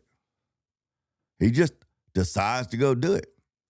Now, if there is a law in place that restrains him from doing whatever the thing is he wants to do, he may not carry out doing it, but his mind, it's not because his mind walks around with this person living in his mind that allows and disallows him. It's not because he made up his mind whether or not he wanted to do it or whether or not he would do it based on whether or not he's going to be allowed to do it. So when this guy says, we were not allowed to develop our identity or our understanding of ourselves, who kept them from doing that? Or allowed to develop our ideas of being Americans? Who kept them from doing that? I mean, even during Jim Crow, and especially after the 15th Amendment, wasn't the 15th Amendment that gave citizenship, 14th Amendment gave citizenship. They were certainly Americans from then going forward. But even prior to that, you know, I mean, who was it that kept them from developing their ideas of being an American or being whatever they wanted to be?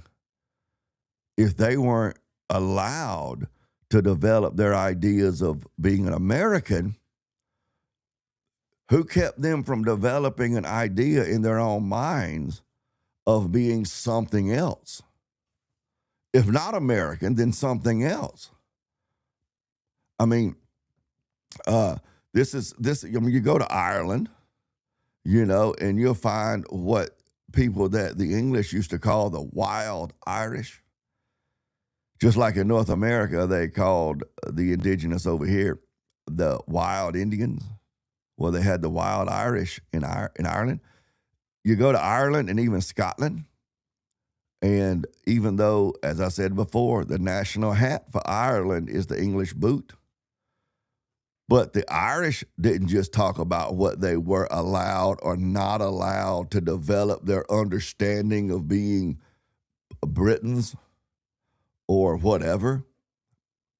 I mean, they developed their understanding of themselves and their ethnicity amongst themselves, and their oppressors, the British Crown, be damned.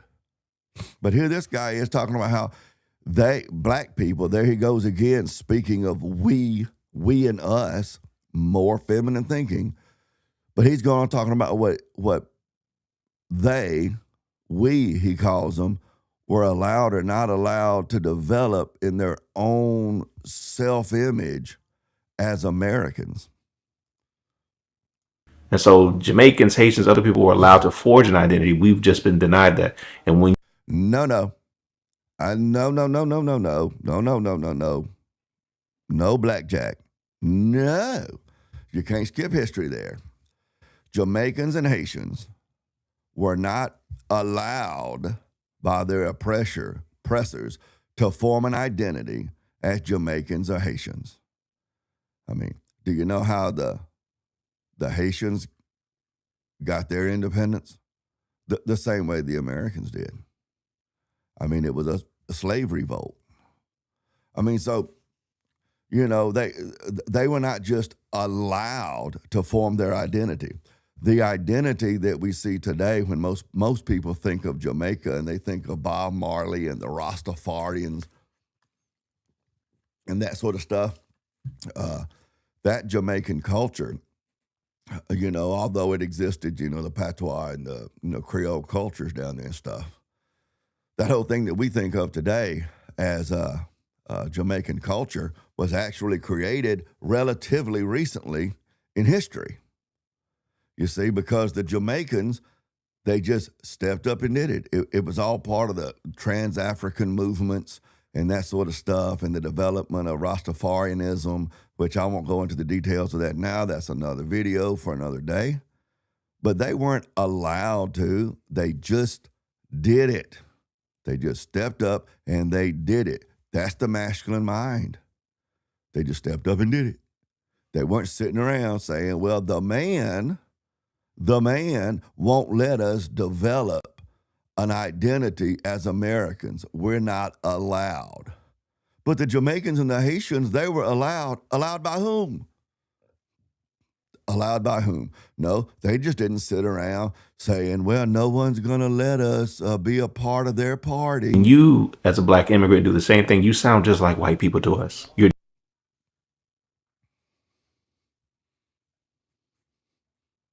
You sound like white people to us.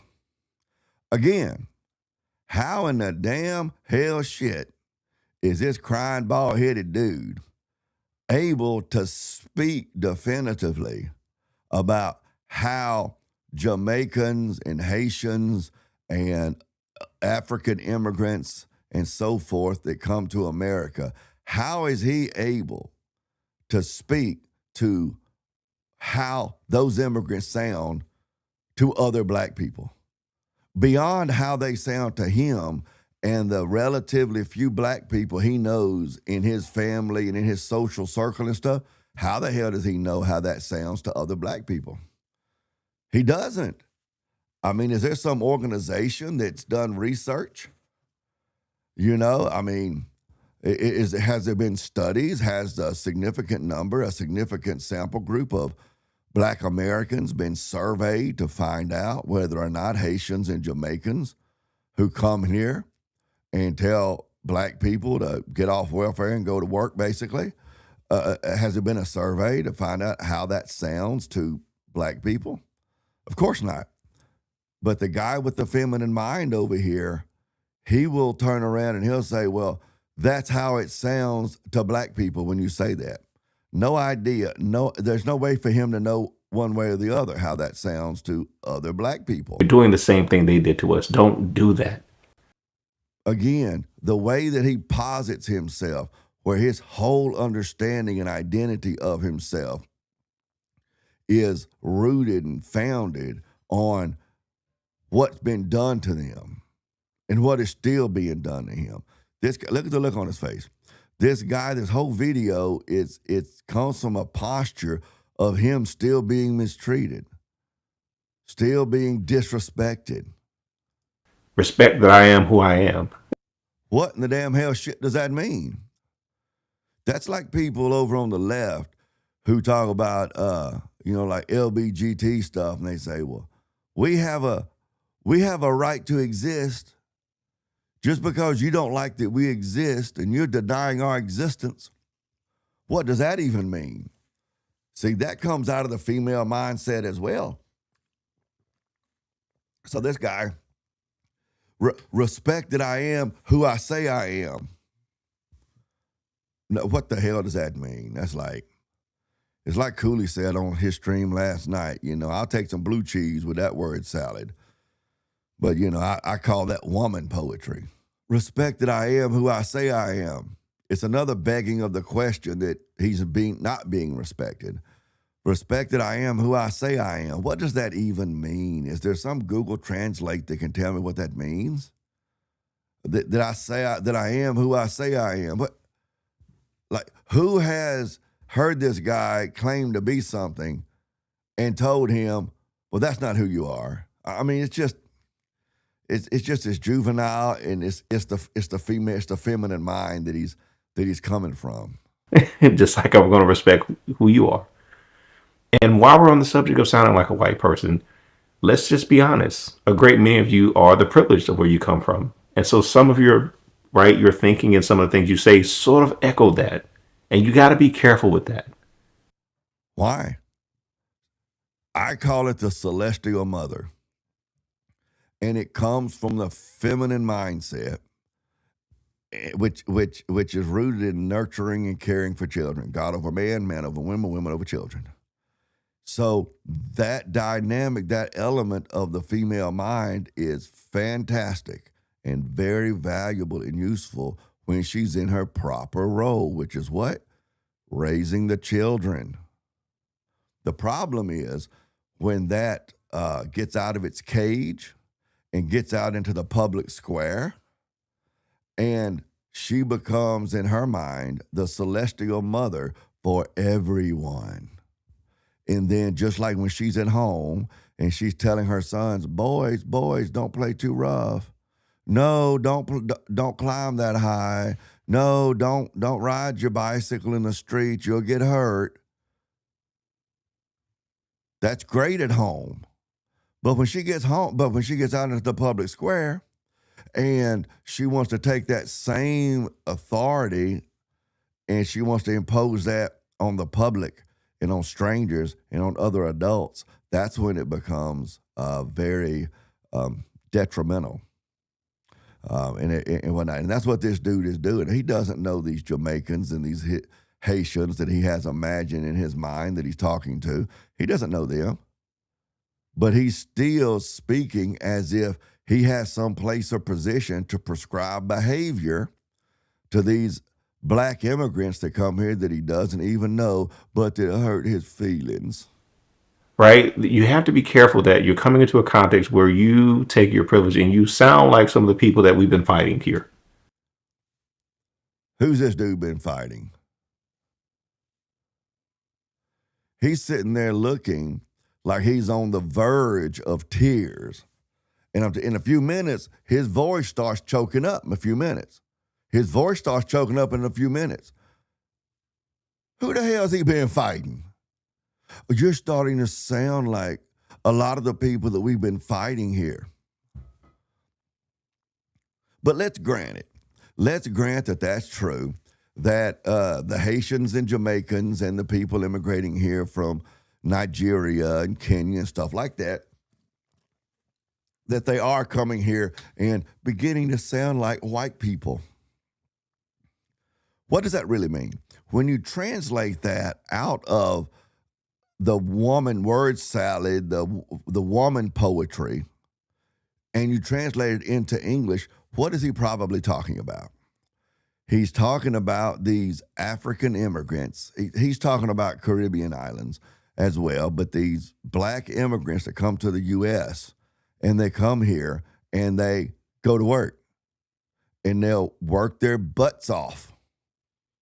And I mean, they'll work their fingers to the bone. They'll work 12, 16, 18-hour days. And it's not just the black immigrants. It's the ones that come here from India. It's the ones that come here from Southeast Asia. It's the Chinese that come here. I mean, the Middle Easterners that come here. Now, granted, that work ethic usually only lasts 3 generations. You know, by the time the grandson of the immigrants, you know, is born and everything, he's a lazy-ass American like us. You know, he shows up at work talking about, it's a 9 o'clock break yet? I'm going home at lunch, boss.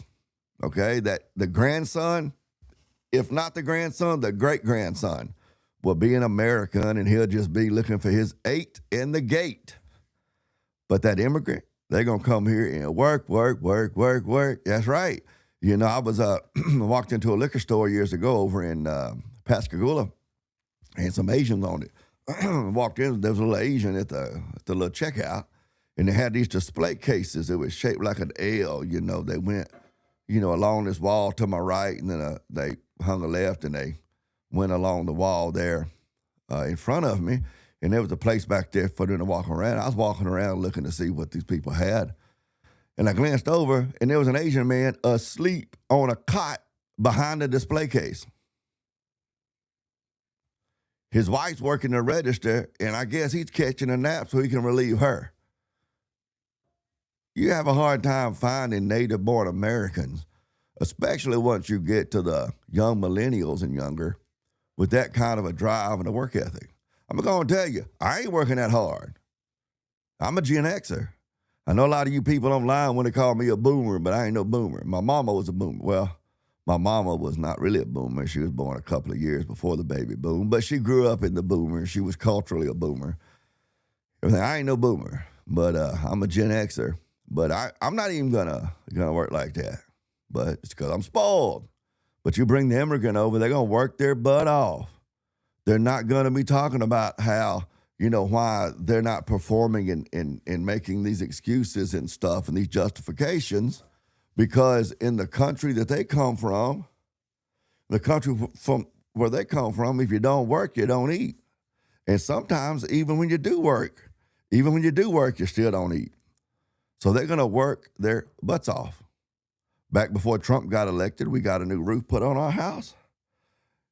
And those Hispanics pulled up, got up on my roof, and I promise you before lunchtime, they had all 61 bundles of shingles on my roof, including tearing off the old roof. Okay, I may be exaggerating a little bit. I think it took them about a week. But yeah, but they were working, man, wide open, and they were here every day. An American-born, a native-born contractor, he going to show up for your kitchen remodel. He going to get it demoed out, and then he just might disappear on you for a few days. It's just a difference in the thing. So when this guy says, y'all are sounding like, what the people that we've been fighting have been telling us, you really sound like white people. Exactly what does it mean? I mean, does it mean that these black immigrants are sounding like, who was it, George Wallace? Wasn't that the guy, segregation today, segregation tomorrow, segregation forever? Is that what he's saying, that these black immigrants are saying? No, I don't think so. That wouldn't make sense. That wouldn't make sense. No, what he's talking about is when these African immigrants, these black immigrants, whether they come from the Caribbean or Africa or whatever, these black immigrants come and they come here for a better life, so they come here to go to work, and they work their butts off, and they sacrifice, and they do, and they build, and then they look to the many American blacks, and they're critical of them, and that's what this dude is referring to when he's saying, y'all sound like white people to us, because we are saying the same things to them. He says the people we were fighting against. Now, when you go back to the civil rights movement, and since the civil rights movement, the different fights in society that has happened in far as civil rights and stuff doesn't have anything to do with what the black immigrants are saying when they come here and they say to these American blacks. And when I say American blacks, 100%, in the words of Jesse Lee Peterson, not all, but American blacks that share this guy's worldview. So let me offer that delineation right there. So that's what he's talking about when he says the black immigrants sound like white people. It's because the black immigrants are levying the same legitimate, to one degree or another, criticisms of much of the black community in the United States. And just like they've been indifferent to our suffering, you sound the same sometimes. You've got to be careful of that. For the record, the Underground Railroad was staffed by white people.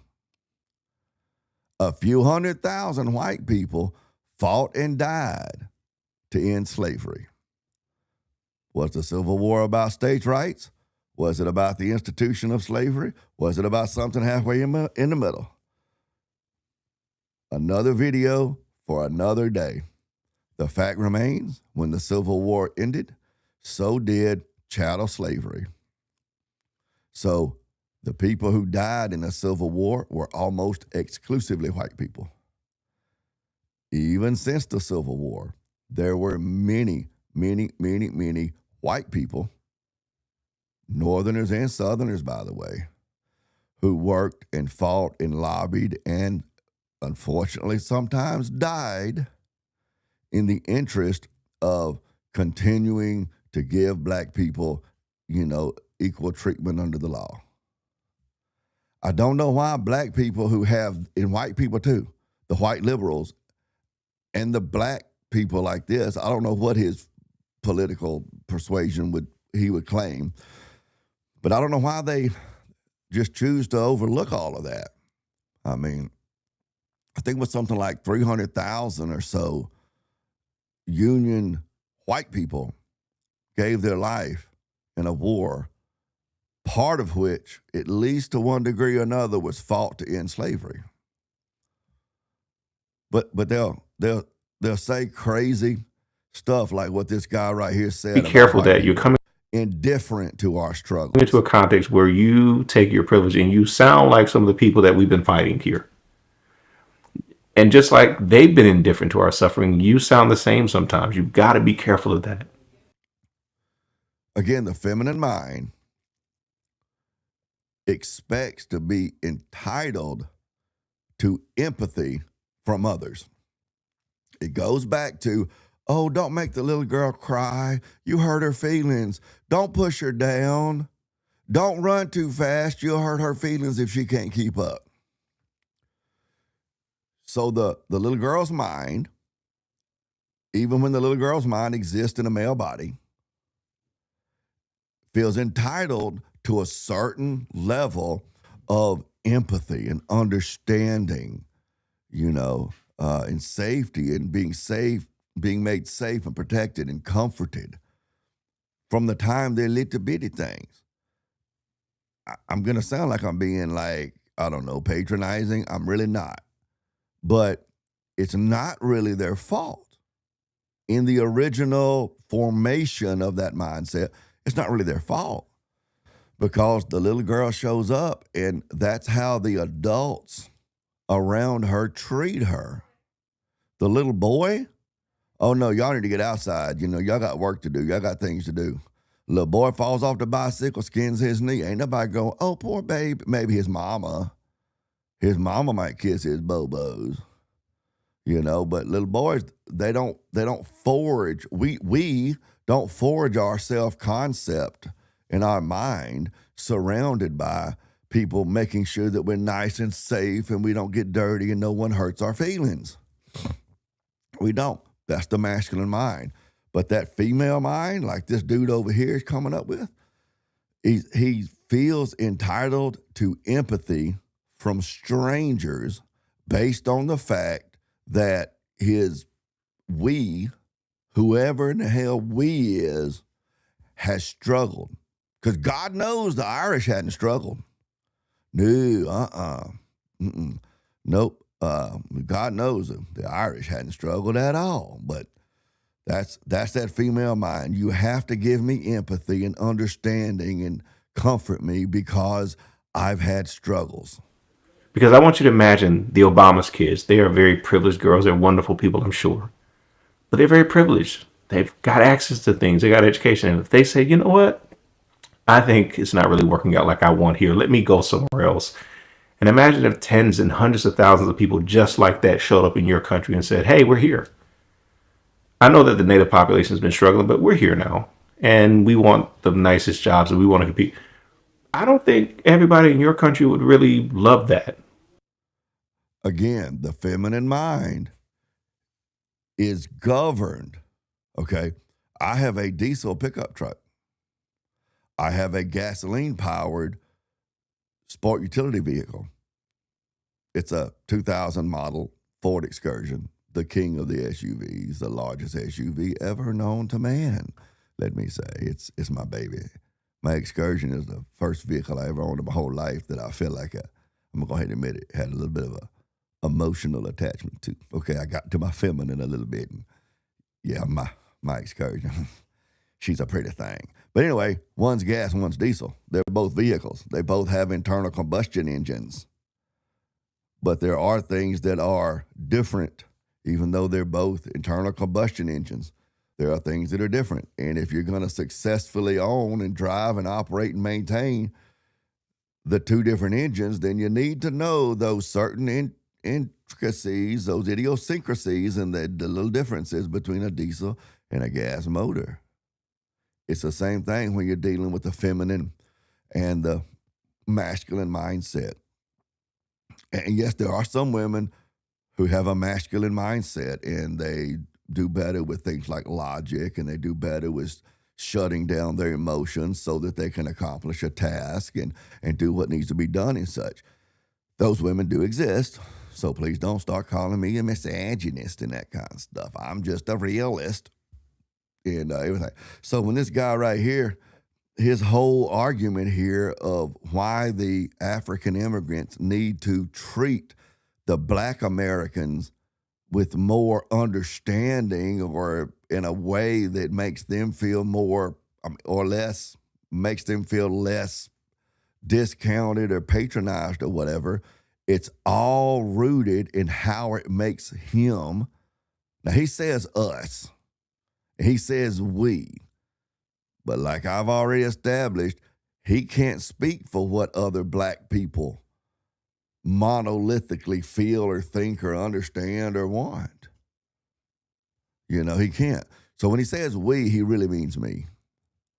So his whole claim, his whole demand is that Black immigrants treat him a certain way based on the fact that it hurts his feelings.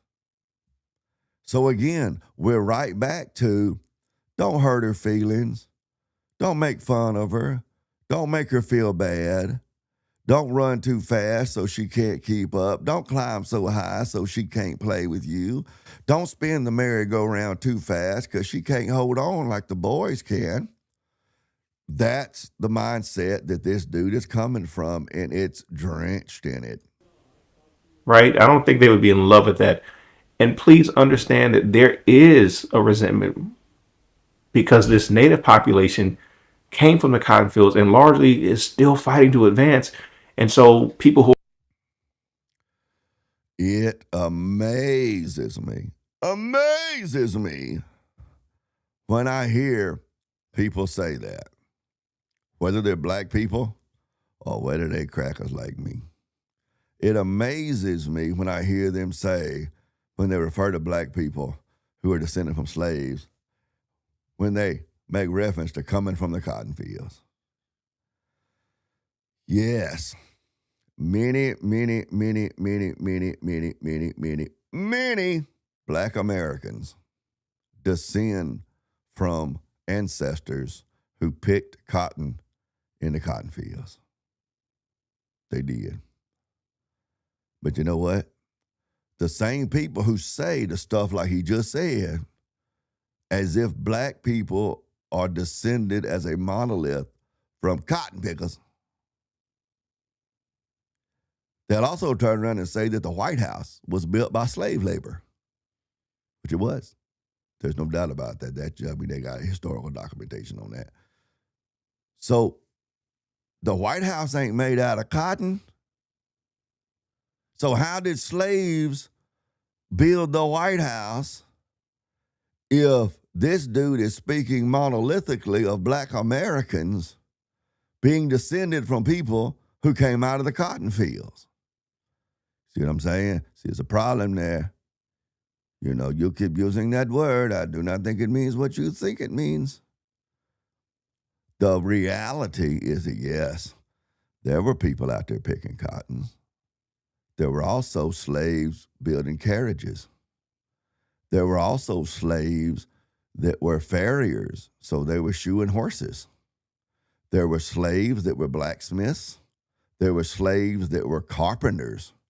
There were slaves that were cooks. There were slaves that were doing all manner of things. A matter of fact, Gentleman Jack Daniels, was taught to brew beer by a man who originally learned how to brew beer as a slave. That was his job as a slave, he was taught to be a master brewer, and that's what he did. And the fact of the matter is, today, you can go tour the Jack Daniels refinery, and there are descendants of that man who are still a part of the Jack Daniels Corporation and still work there at the brewery. It's an amazing story. So the man who taught Jack Daniels how to brew beer was not a cotton picker. He was a master brewer. So there were many slaves that weren't cotton pickers. They had other jobs. So let's look at 2026. Now that we're 19 days, we 2 hours from 20 days into 2026, literally 2026. You know what? There are a lot of Black Americans who are pipe welders, pipe fitters, machinists, carpenters, roofers, electricians, plumbers. If you haven't already, jump on over to Chad O. Jackson on YouTube. He got a YouTube channel over there. He's a real smart dude, Black dude.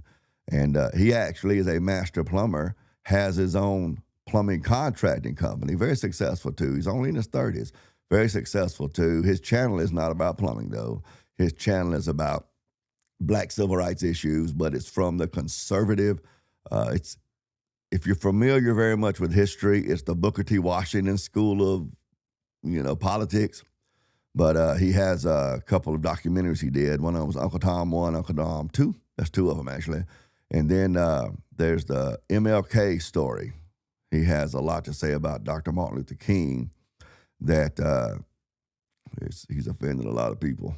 But, go over there and check him out. But he went from sleeping in his car to getting a job as a plumber and became a master plumber, and now owns a pretty good size plumbing contracting business in his 30s. So yeah, there are Black people who are heavy equipment operators. There are Black people who are, it goes, there are Black engineers.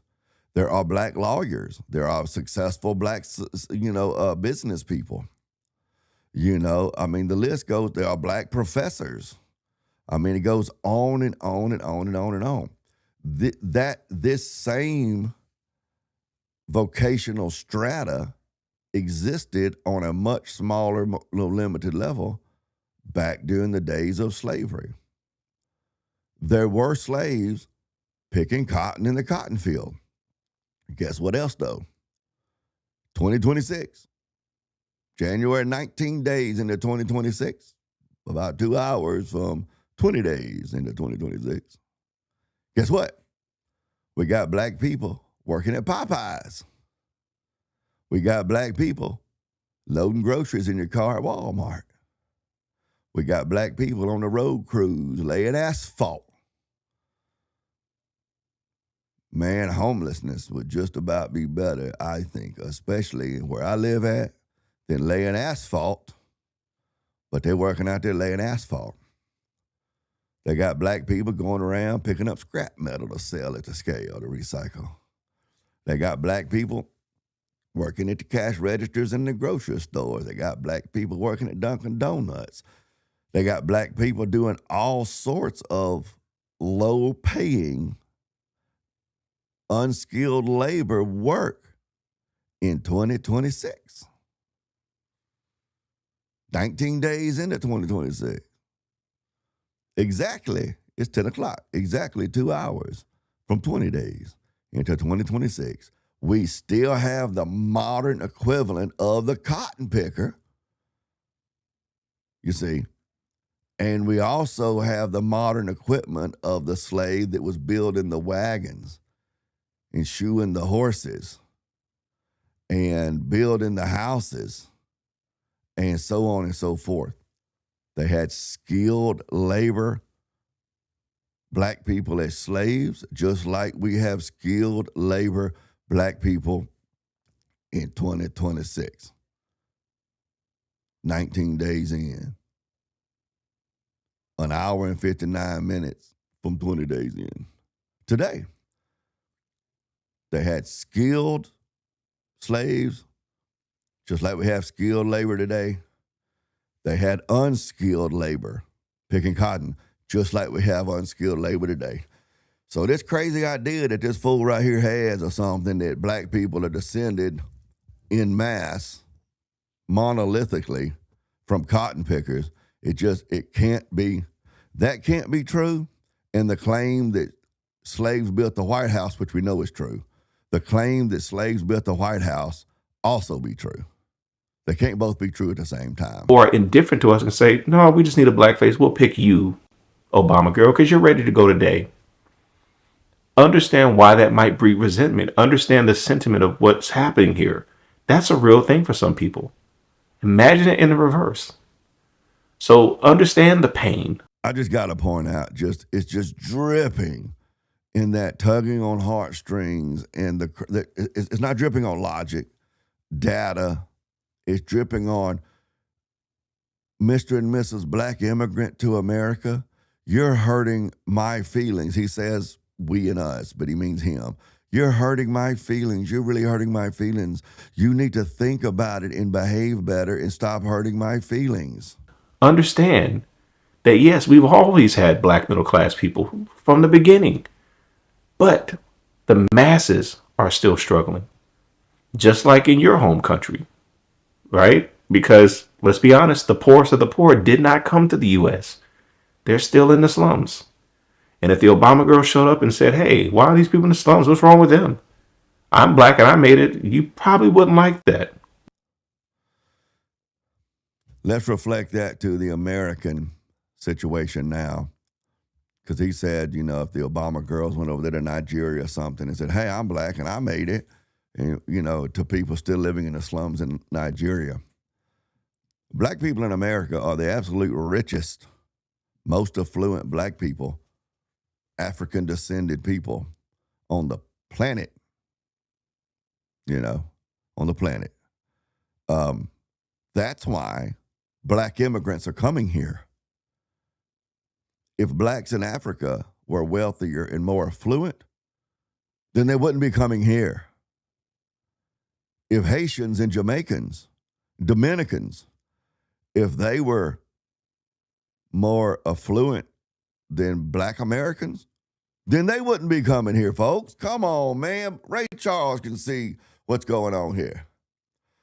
But this dude wants to talk about one of the Obama girls going to Nigeria with all of her privilege and criticizing the people still living in slums in Nigeria or whatever, comparing that to people living in slums in America. Sure, we have a lot of black people living in the hood in America. Unfortunately, the late 80s, all through the 90s, the 2000s, the 2010s, and even now, that level of poverty was celebrated and romanticized. Thank you, hip-hop music. Was celebrated and romanticized to the point that now, by and large, a lot of American society thinks that thug criminality, no education, baby mama, living in the hood on welfare lifestyle is black culture. And it is not black culture. But that's what hip-hop music, gangster rap, has taught a lot of people in this country, unfortunately, including black people. But the reality is there are a significant numbers of black people who are living in the hood. They're living in economic poverty, like this guy alleges, okay? Why is that? Why is it? I mean, why are they still living in those ghettos? This is what he's talking about, that the black immigrants are telling him that sounds like the people we've been fighting. It sounds like the people we've been fighting. This is one of those things. By and large, they're living there because of decisions somewhere along the lines that they've made or their ancestors made. Okay? In 2026, what is the number one thing that black parents, I think the number, don't quote me on this, but I think the number is 75%. 3 out of 4 black boys are being raised in a home without their father. Hello. Come on now. I think the number is, again, don't hold me to this, but it's close if it's not absolutely accurate. But I believe that the average black man in America is on like a third grade reading level, I think. See, so why are they in those ghettos? On top of those things that I just listed off, and there's more I could go down there, and believe me, it's not to beat up on black people. I'm just giving you data, okay? I'm just trying to inform and help.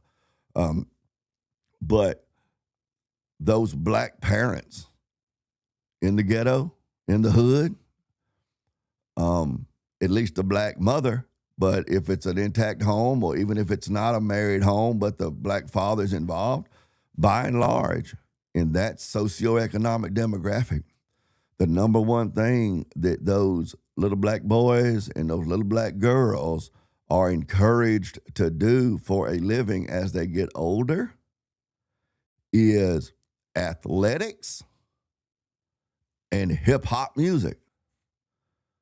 So many black children are hanging their future on making it to the NFL or the NBA or maybe the American Baseball League or whatever, making it out of the hood by doing something that would be like, I think the odds are less. I think that they're more likely to win the lottery. I mean, somebody's got to replace LeBron James one day. Sure. It could happen. But what are the chances? So much of the people they're encouraging, or at least they're not trying to steer those children other directions from athletics and hip hop music. And when that doesn't work out and they're on a third grade reading level, there are reasons. This dude wants to talk about how the black immigrants sound just like the people we've been fighting. We're not the ones telling them to encourage their children to learn how to throw a football or bounce a football or how to, make beats like Kanye and learn how to rhyme, like P. Diddy or whatever, or Jay-Z or whatever, whoever it is that would correlate to. We're not the white people are not the ones telling them to encourage their sons to go be the star football player. You see? But, and on top of that, they're not trying to steer their children towards math, STEM fields, math, science, technology. There's no reason why their sons and daughters even couldn't do those jobs. But, if their son can run fast with a football, they can get a good jump shot, or he can dunk, that's going to be the ticket out of the hood.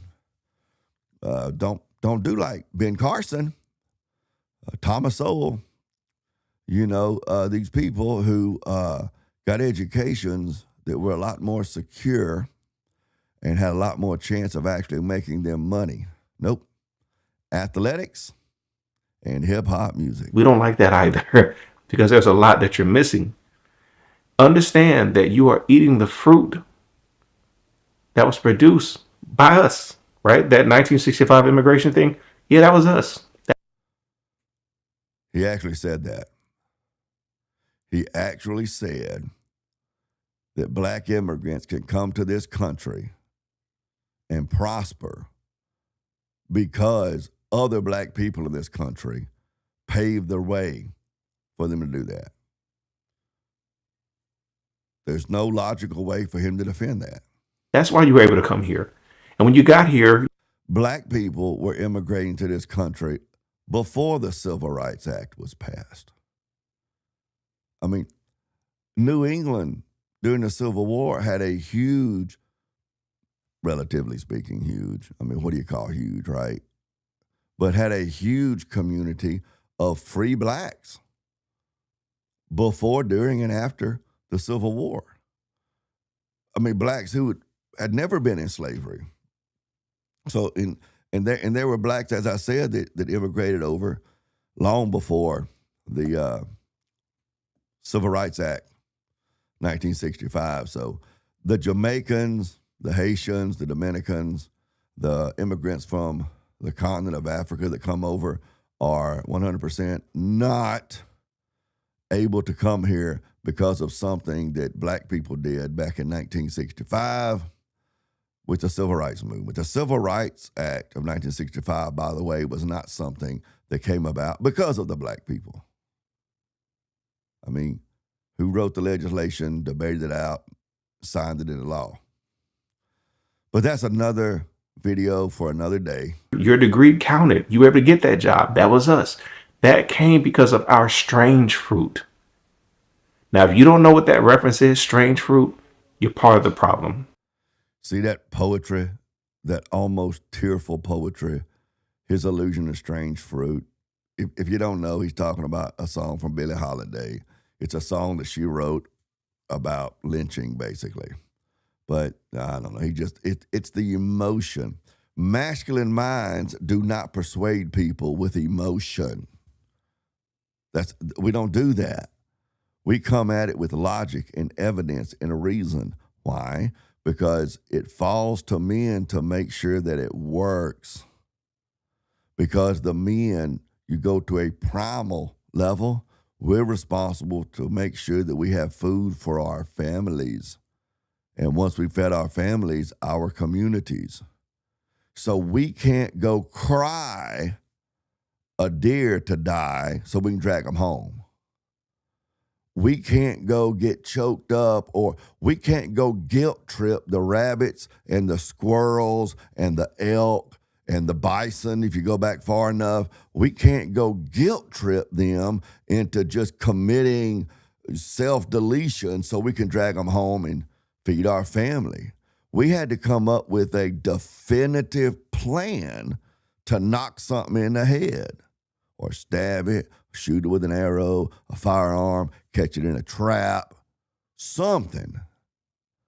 I mean, I saw a video one time of a guy who he worked on like primitive hunting. He was demonstrating this thing and had the camera and the newscaster, interviewer, documentarian, whatever. And this thing just looked kind of like a really big hammer handle. And then on the other end of it, it was kind of like a rounded, square, rectangular shaped head. It had kind of an odd shape to it. And this wild rabbit come out of the bushes and was running down the little pathway. And the guy jumped down, had to throw that thing and try to knock that rabbit in the head. And yeah, he missed the rabbit. I thought to myself, man, I wonder how long they stood there waiting for that rabbit to come out so that guy could jump out and knock him in the head and look like such a great hunter. And then he missed it. I thought to myself, well, if I had to feed myself doing that, I wouldn't be 325 pounds. I sure wouldn't. But men had to design that weapon and test it out. And they had to perfect a way to use the weapon, and they had to study the behavior of the rabbits. What time of day, what temperature a day, what season of the year. They had to keep track of all this, and they had to figure it out. And then they had to figure out what material was better to throw at the rabbit, what shape worked, when to predict where to throw that thing to hit a moving object. They had to work with concrete facts and data, because if they didn't, their family starved to death.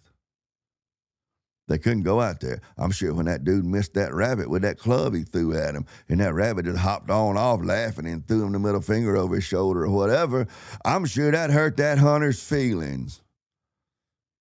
I'm sure he felt disrespected and unappreciated and like he was less of a person. Now, I'm just as good as you. I'm sure he felt like that. But he couldn't sit there in that pathway licking his wounds trying to make the rabbit feel bad about it, or trying to make somebody else feel bad about how hungry he was and for them to come bring him food. Nope. The masculine mind had to get up, pick up his little clubby dubby, and go hide in the bushes again and wait for a slower, dumber rabbit to come along so he could whack him in the head. That's the masculine mind. We deal with facts and figures because if we're wrong, people die. They starve to death. They have diseases. You know, they have injuries that kill them. If we're wrong, But the feminine mind, she's back at the house waiting on that rabbit to come home. You know, she's back at the house getting ready to make some squirrel head soup. It's his job to figure out how to knock the squirrel in the head. Man, I guess you got to climb a tree for that. I mean, unless you got the 22 rifle or whatever nowadays. But it's his job to knock that squirrel in the head. It's her job. She's at the house cooking it. So she could just, well, the recipe says this, but I think it tastes better if I do it my individual way. So she can change the ingredients and, it says cook it at this heat, but I think it turns out better because she has that liberty. Because if she's wrong about those sorts of things, nobody dies. That's a stark difference between the masculine and the feminine mindset. And this dude is most definitely displaying the female mindset. A lot of people die so that you could immigrate here and get a good job. No, they did not. They did not.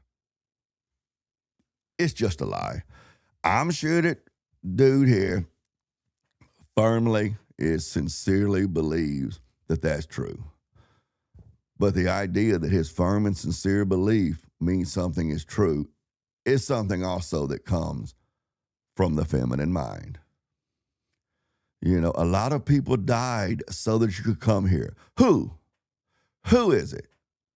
Let's go back to the Civil War. Which one of those soldiers died so that black immigrants would be able to come to the United States?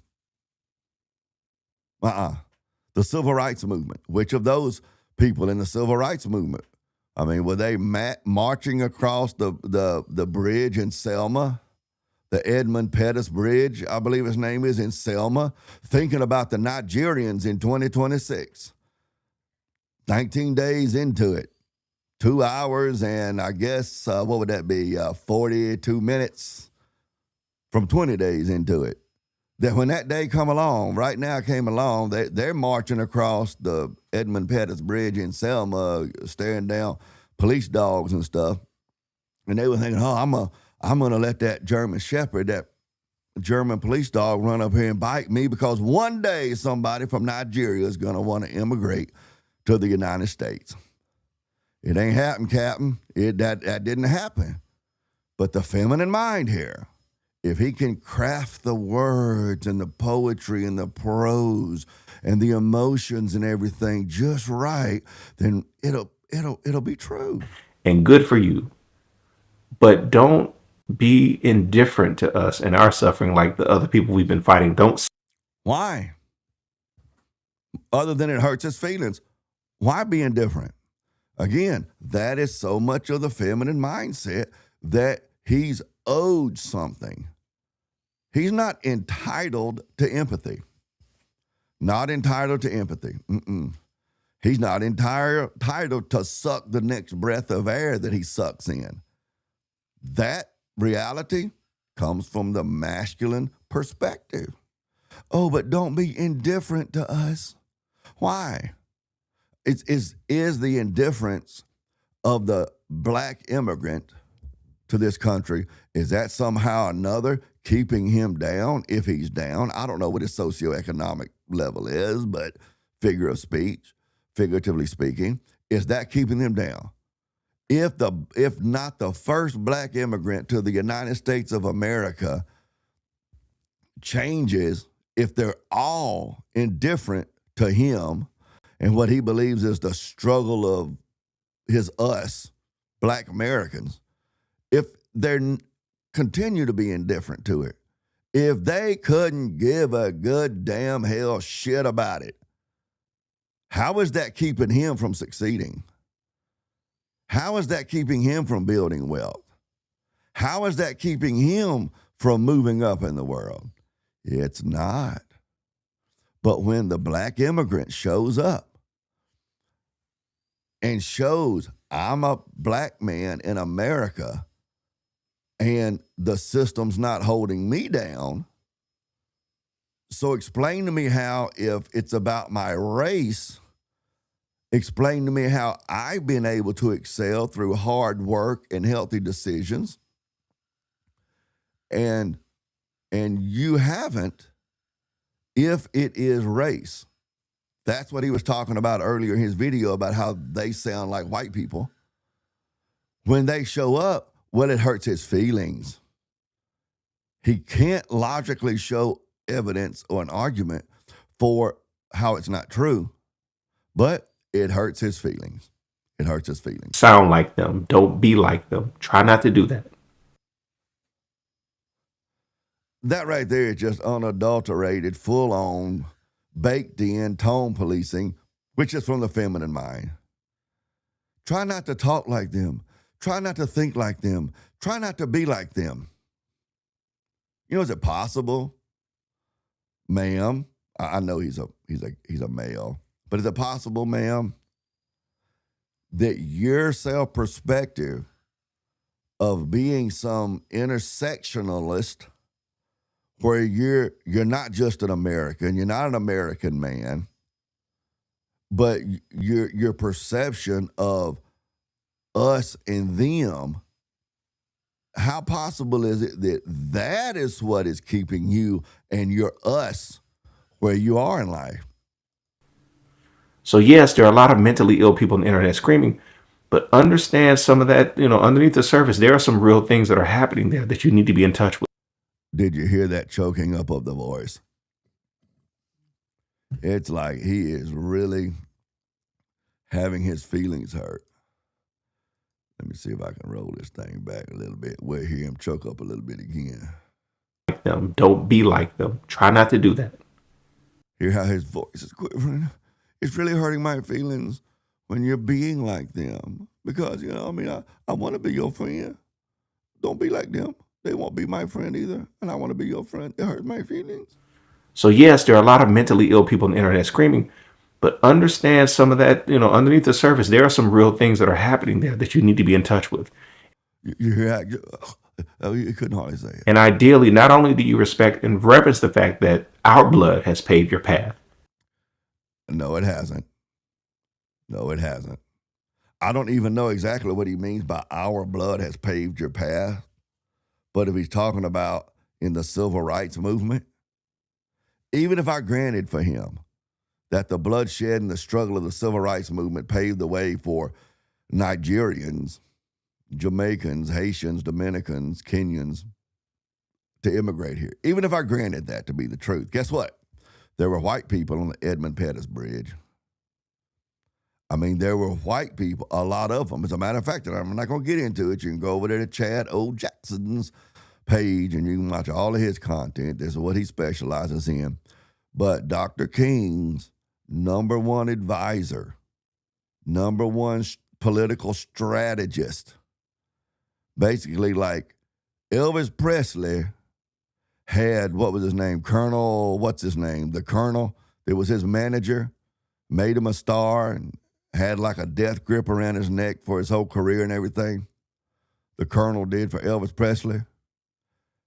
Martin Luther King Jr. had someone who was the same way, and his name was Stanley Levinson. And Stanley Levinson was a socialist Jew. He wasn't a black dude. And Stanley Levinson pretty much constructed the marches, wrote most all of the speeches, the ones that Dr. King wrote. Stanley Levinson edited to make sure it said what needed to be said and went in the direction he wanted to go in. So even if we grant that the civil rights movement paved the way for Kenyans and Nigerians and Ugandans and Ethiopians and stuff, Somalians, Minnesota, to migrate over, in the civil rights movement that he is probably referring to, there were a whole bunch of non-black people who were doing the same, who were working towards the same ends. But that you would join with us and fight. To say, hey, I'm benefiting, I'm eating the fruit from their sacrifice and their death. The least I should do is say thank you and help join in. Okay, other people need to cross over to other people because we didn't have the opportunity to immigrate. We couldn't just say, I don't have the opportunities. Let me get on a plane. We have. Look, I don't want to sound like one of these ignorant, closed-minded, conservative, redneck white men because I am not one of those. So I don't want to sound like one of those, but he just said he continues talking about himself as a group. We didn't have the opportunity to immigrate over. And so. And by and large, you might as well say that's true. Okay. Black people back in the day who did have the opportunity to immigrate over were the exception and not the rule. So, okay, I can grant that. We didn't have the opportunity to immigrate over. That's true. But you know what? January 19th, 2026, 19 days into 2026, an hour and 33 minutes from 20 days into 2026, you damn sure have the opportunity to immigrate back. I mean, Travelocity. I'm just saying. Had to stay here and die a lot to move things along. So be in the fight with us. Be a part of it. Don't come and be the new white people. Notice there's no fight delineated. He doesn't give any sort of details of this fight, where it's at. If the Haitians and Jamaicans and Kenyans and Nigerians and Somalians and so on and so forth and whatever, if they were to call him on the phone, say, hey, I want to be in the fight with you. Where do I show up at? I doubt he got an answer. If they would show up at his front door, a dozen of them, we here, we want to be in the fight with you. Where's the fight happening? People, don't do that. Like, that's not actually very helpful. It's not very helpful. Let me back up a little bit. He says to be the new white people. Understand. Like, that's not actually very helpful. Okay, I've heard that part. Immigrate. We couldn't just say, I don't have the opportunities. Let me go on a plane. We had to stay here and die a lot to move things along. They have a significant amount. I say they. He, I don't know who his we are. But again, Black Americans are the wealthiest Black people on the planet, and they enjoy the highest level of human rights, protections, and enjoyment of any Black people on the planet. I mean, I'm not justifying slavery. It was a horrible, horrible, horrible institution. It blows my mind to think of someone who could actually own another human being. I mean, I couldn't. To me, it flies in the face of everything that's biblical Christianity. I don't get it, how one man could own another image bearer of God and own him like he owns his horse. It blows my mind. I am not justifying slavery. I'm not defending slavery at all. I'm certainly not the happy, noble. I'm not getting into all that. I'm not doing that. But what I am saying is that it's just an economic fact. Math don't lie. 2 + 2 is 4. Doesn't matter how you feel about it. 2 + 2 is 4. Black people, because of what he's talking about, we didn't have a choice to come here. We couldn't just have an opportunity and get on a plane and come here. That's true. But because they are here, they enjoy human rights protections like no Black person outside of this country. They have more opportunities to move up socioeconomically. I keep saying they because he's saying we. When I say they, I am not talking about the Black community as a whole as if they fall in behind this guy, okay? I'm saying they because he says we. He's got more opportunities to move up socioeconomically in this country than any Black people outside of this country. That's just the fact. So he's bemoaning about, oh, we're not like you because our ancestors came here through the transatlantic slave trade, which is, again, I'm not some Nick Fuentes type, which, again, was a horrible, barbaric institution. Let's pick no bones about it. Stevie Wonder can see that slavery was a scourge on this country. However, I mean, you can set a forest on fire. That's a horrible thing. Burns the forest down. Destruction. Animals die. Plants die. People die sometimes. But once the fire is over and that carbon gets down into the soil, the grass and the trees and the bushes that grow back are a brighter, healthier green than the ones that were there that got burned down. Sometimes good can come out of tragedy and horror and barbarism. Sometimes good can come out of it. And again, Black Americans are the wealthiest, most affluent blacks as a whole than any black people on the planet outside of this country. So be in the fight with us. Be a part of it. Don't come and be the new white people. Don't do that. Yeah, please don't come and be the new white people because we got, don't come and be the new white people. Like, that's not actually very helpful. It's not very helpful. For what? It's not very helpful for him. And again, that's more feminine mindset. It's the main character syndrome. The universe revolves around me. Look at me. I'm so pretty, so pretty, so pretty. I'm so pretty and happy and gay. Okay, look, that's a song from West Side Story. I'm not coming out of the closet. I'm just singing something close to singing that song from West Side Story. So don't go telling folks that Dane was on stream on January 19th, 19 days into 2026, right? An hour and 27 minutes from 20 days into 2026 that Dane came out of the closet live on stream. I ain't in no closet. Closet ain't big enough for me. I'm 6'3" and 327 pounds. The closet too small for me. I ain't in no closet. I was singing a song. Understand the pain. No, it's not your fault. Hey, you got a nice 6-figure job. That's not your fault. But understand, just like in your home country, there's a native population saying, that's great, but can you work on developing the people who are still stuck in the slums so that we can get, there's pain there. Understand that pain. Be sympathetic to that pain.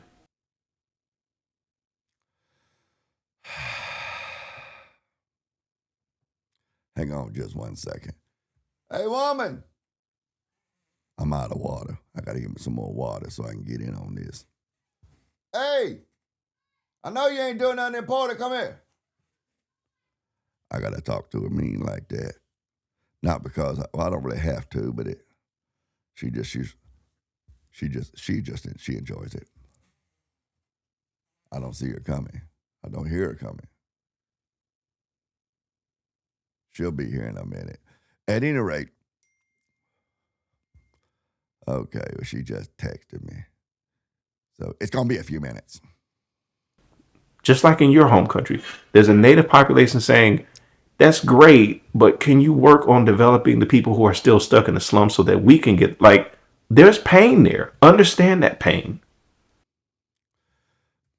Understand the feminine mindset of where this guy is at.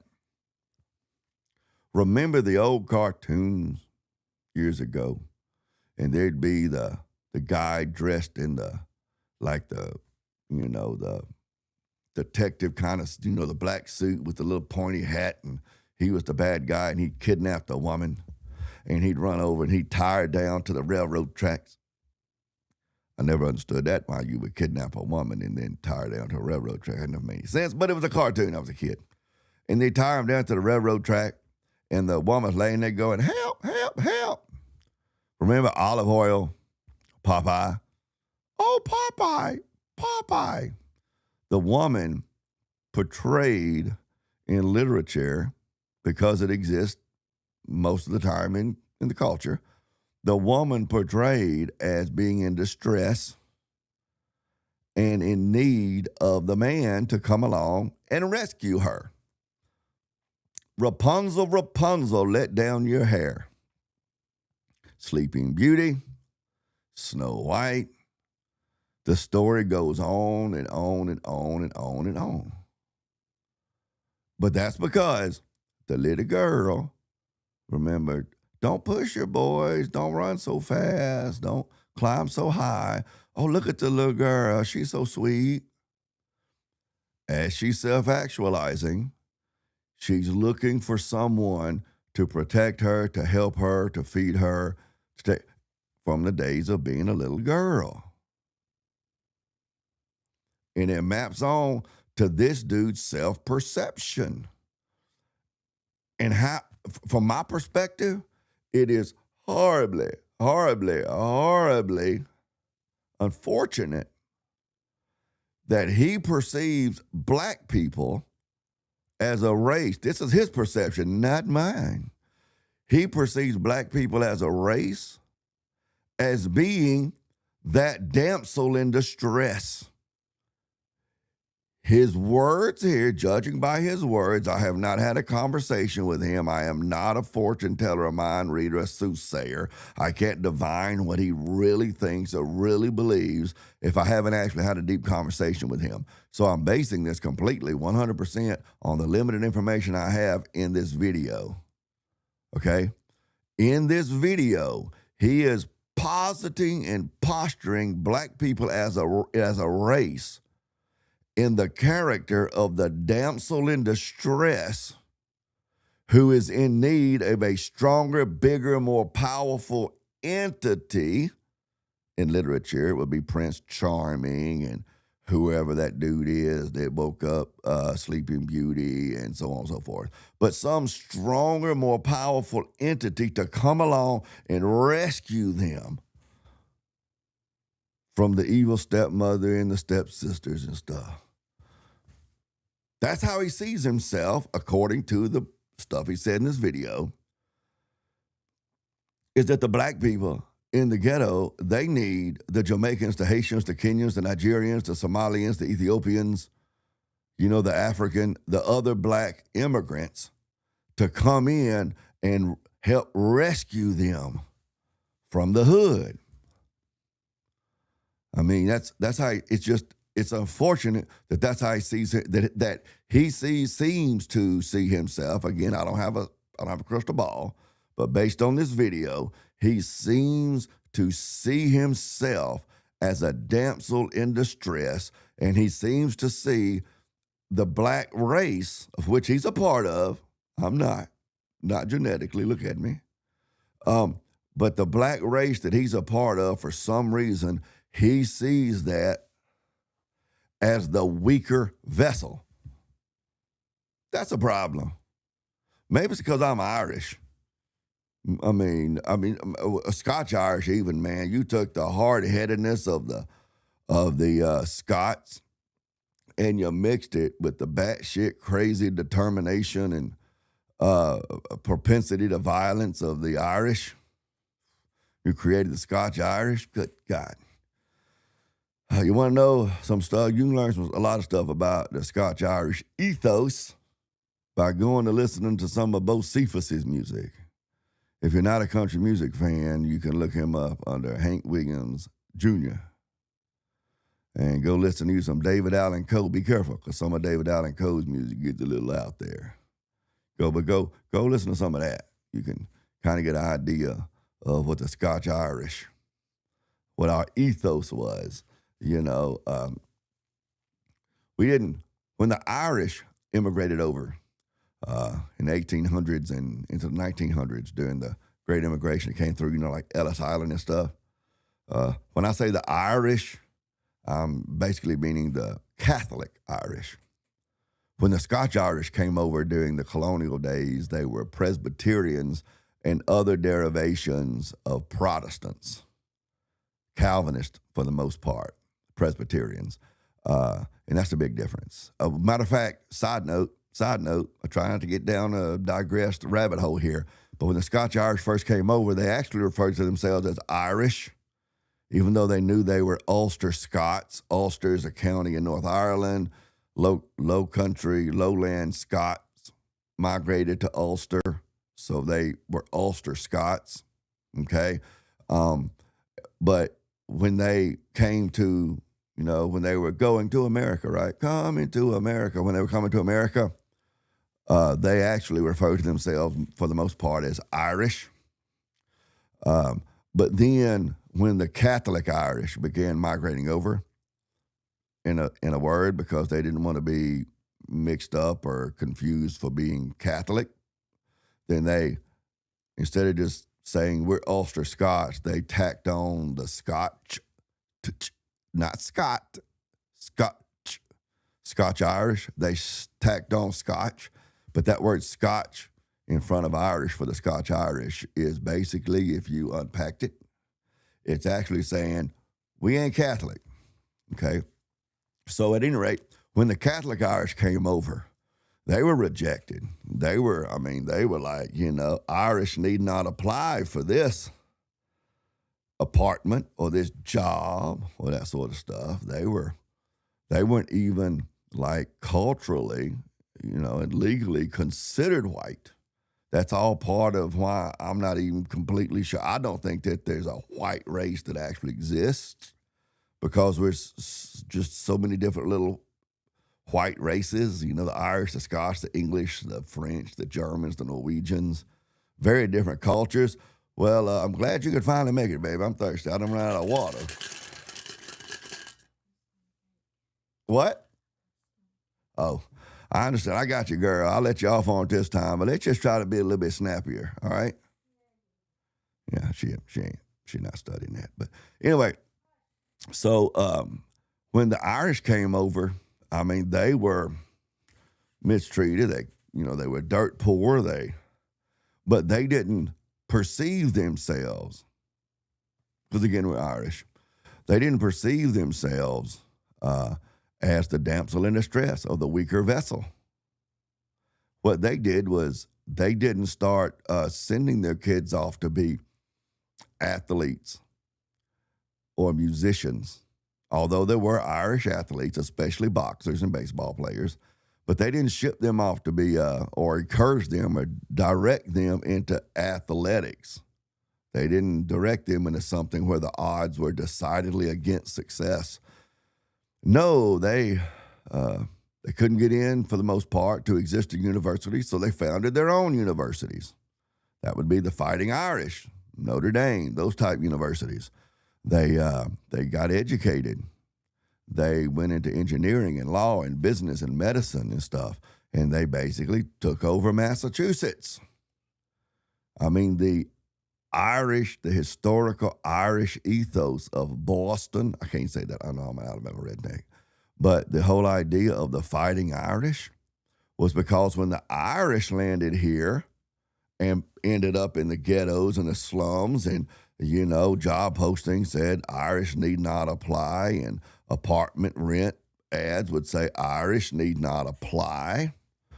And the English wouldn't marry them, the Dutch wouldn't marry them, the Germans wouldn't marry them. It was segregationist. It was discriminatory against the Irish.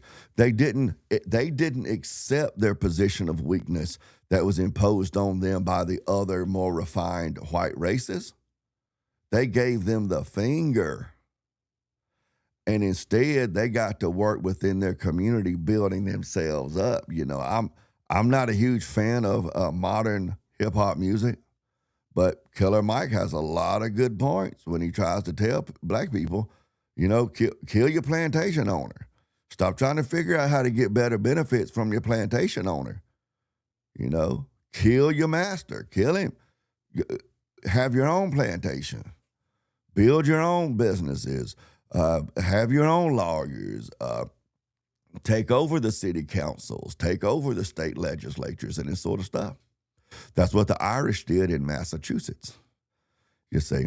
So it's just unfortunate, ironic, sad that there are a lot of black people here. I won't even say most, because I know a lot of black people, okay? I grew up like a marshmallow in a bowl of Cocoa Puffs, okay? And I still, for the most part, my social life is like that, okay? So I know a good many black people. I'm not saying that I'm unusual or that makes me like I have some sort of inside track with the brothers or nothing like that. I'm just telling you my personal life, okay? And I'm only telling you that so I can tell you this. The black people I know, by and large, they don't hold this mindset. Okay, so when I refer to black people and this, that, and the third, I'm not talking about black people as a monolith like this guy is. I'm just speaking from within his worldview. I'm doing what's called an internal critique of his worldview. So it's unfortunate that this guy right here sees his own himself and his own race of people as that damsel in distress or Rapunzel. You know, he seems to, according to his video, he seems to see himself and black people as Rapunzel and the tower as the poverty and the downtroddenness and such that many black people live in. And so he's asking black immigrants to come to America. Now, keep in mind, he's talking about these black immigrants that are coming from affluence. That's not necessarily so. I mean, a good many of these black immigrants come here as different levels of refugees. But even if they are affluent in their own countries, they're not affluent here. I don't even know what the currency is in Haiti or Jamaica, but I know that Haiti and Jamaica are both very, very poor, poverty-stricken countries. You go across the border there Haiti sits on the island of Hispaniola. Okay? You go across the border into the other side of Hispaniola, and that's the Dominican Republic, and they're doing pretty good. They're doing pretty good. But there's historical reasons for that again is another video, another stream for another day. But Haiti and Jamaicans are, pretty poverty-stricken people. So even if you're affluent in Haiti, when you get to America, you still ain't got nothing. You see? This dude, even if he's in the lower classes, and I don't really think he is, listening to the way he talks and looking at some of his other content on his channel, he's at least solidly middle class. So we'll go with that. But even if he is economically lower class, he's still wealthier than the affluent people in Haiti and Jamaica. See that perspective? That lack of perspective like that, again, is a characteristic of a feminine mind. It's just the feminine way of thinking, that there's a cloud for every silver lining that exists.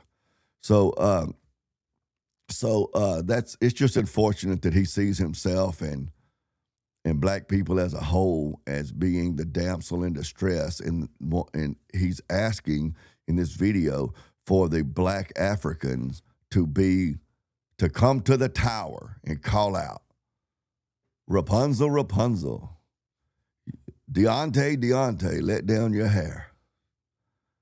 Shamika, Shamika, let down your hair, so that black people can somehow or another be rescued from the tower. And that's that's something that I agree with Killer Mike and some other people who have said, rescue yourself from the tower.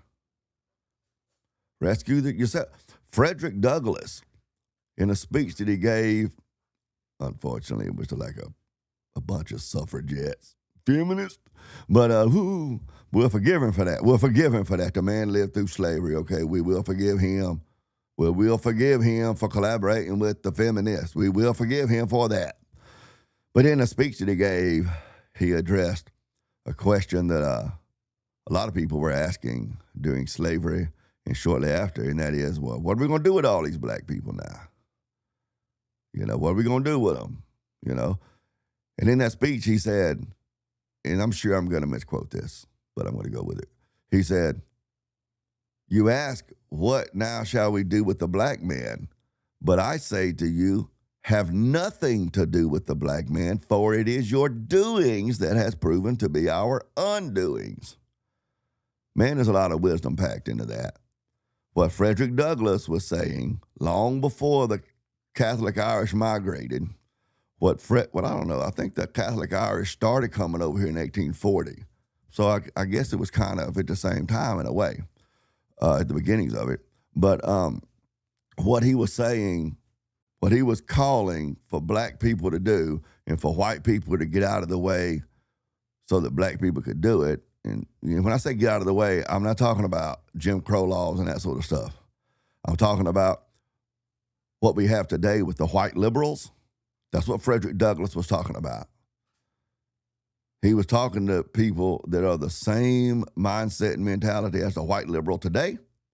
And he was saying, stop trying to save us, because it's your help that has proven to be the bane of our existence. Just leave us alone and let us thrive as we're going to thrive. It's what Frederick Douglass taught. It's what Booker T. Washington taught. W.B. Du Bois, different worldview. Where did Dr. King fall? Was it in the W.B. Du Bois or the Booker T. Washington mindset? Booker T, I'm probably misquoting him, but it wasn't Booker T, I believe, was the one who said that basically wherever you drop your bucket, go to work. You see, what this guy right here seems to be saying from his worldview is, I need somebody to help me carry my bucket. And when I get there in my bucket, I need somebody to help me figure out what to do when I get there with my bucket. Well, I mean, wherever you drop your bucket, man, go to work.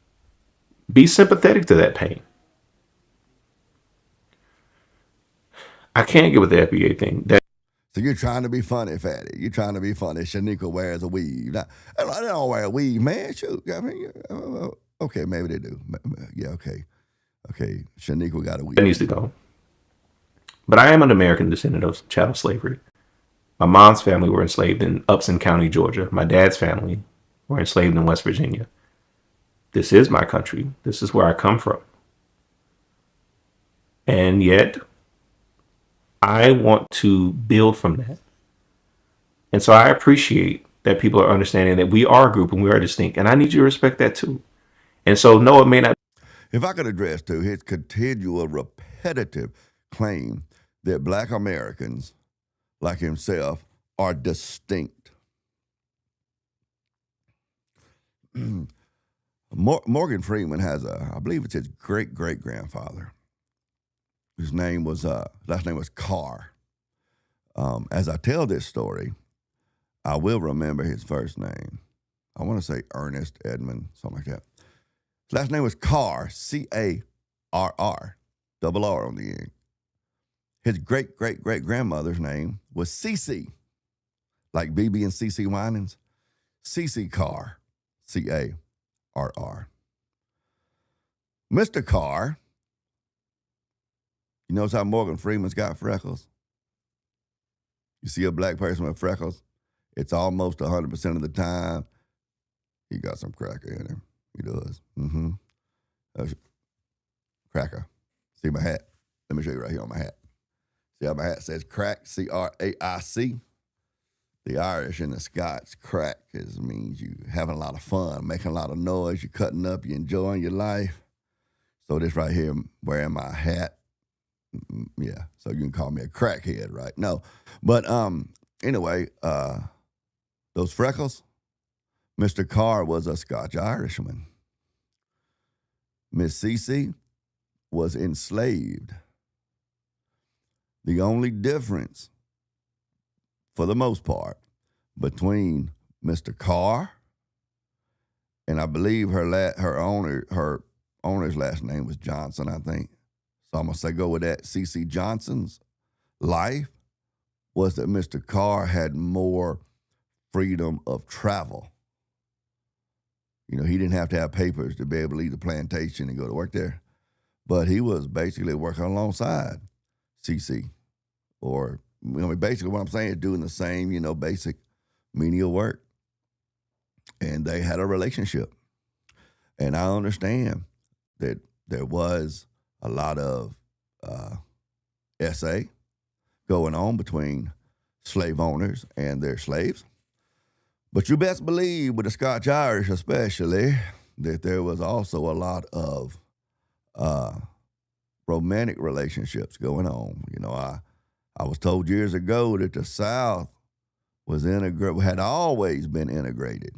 At night, So Mr. Carr and Miss Cece had an ongoing relationship.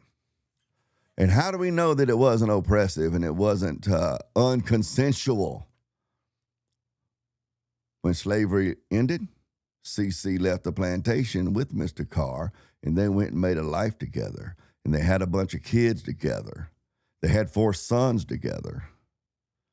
And today, Mr. and Mrs. Carr are buried on the Carr land in Kosciuszko, Mississippi. You see, a lot of folks don't understand that, but that was very common between the Scotch-Irish and the slaves, and then the Scotch-Irish and the freed slaves after the Civil War, because we existed on essentially the same socioeconomic level. There was an appropriation from the Scotch-Irish to the slaves and the freed slaves after the Civil War. So I could do countless streams giving you all the data and information and books to read and such like that if you don't believe me. But you can go, you have Google.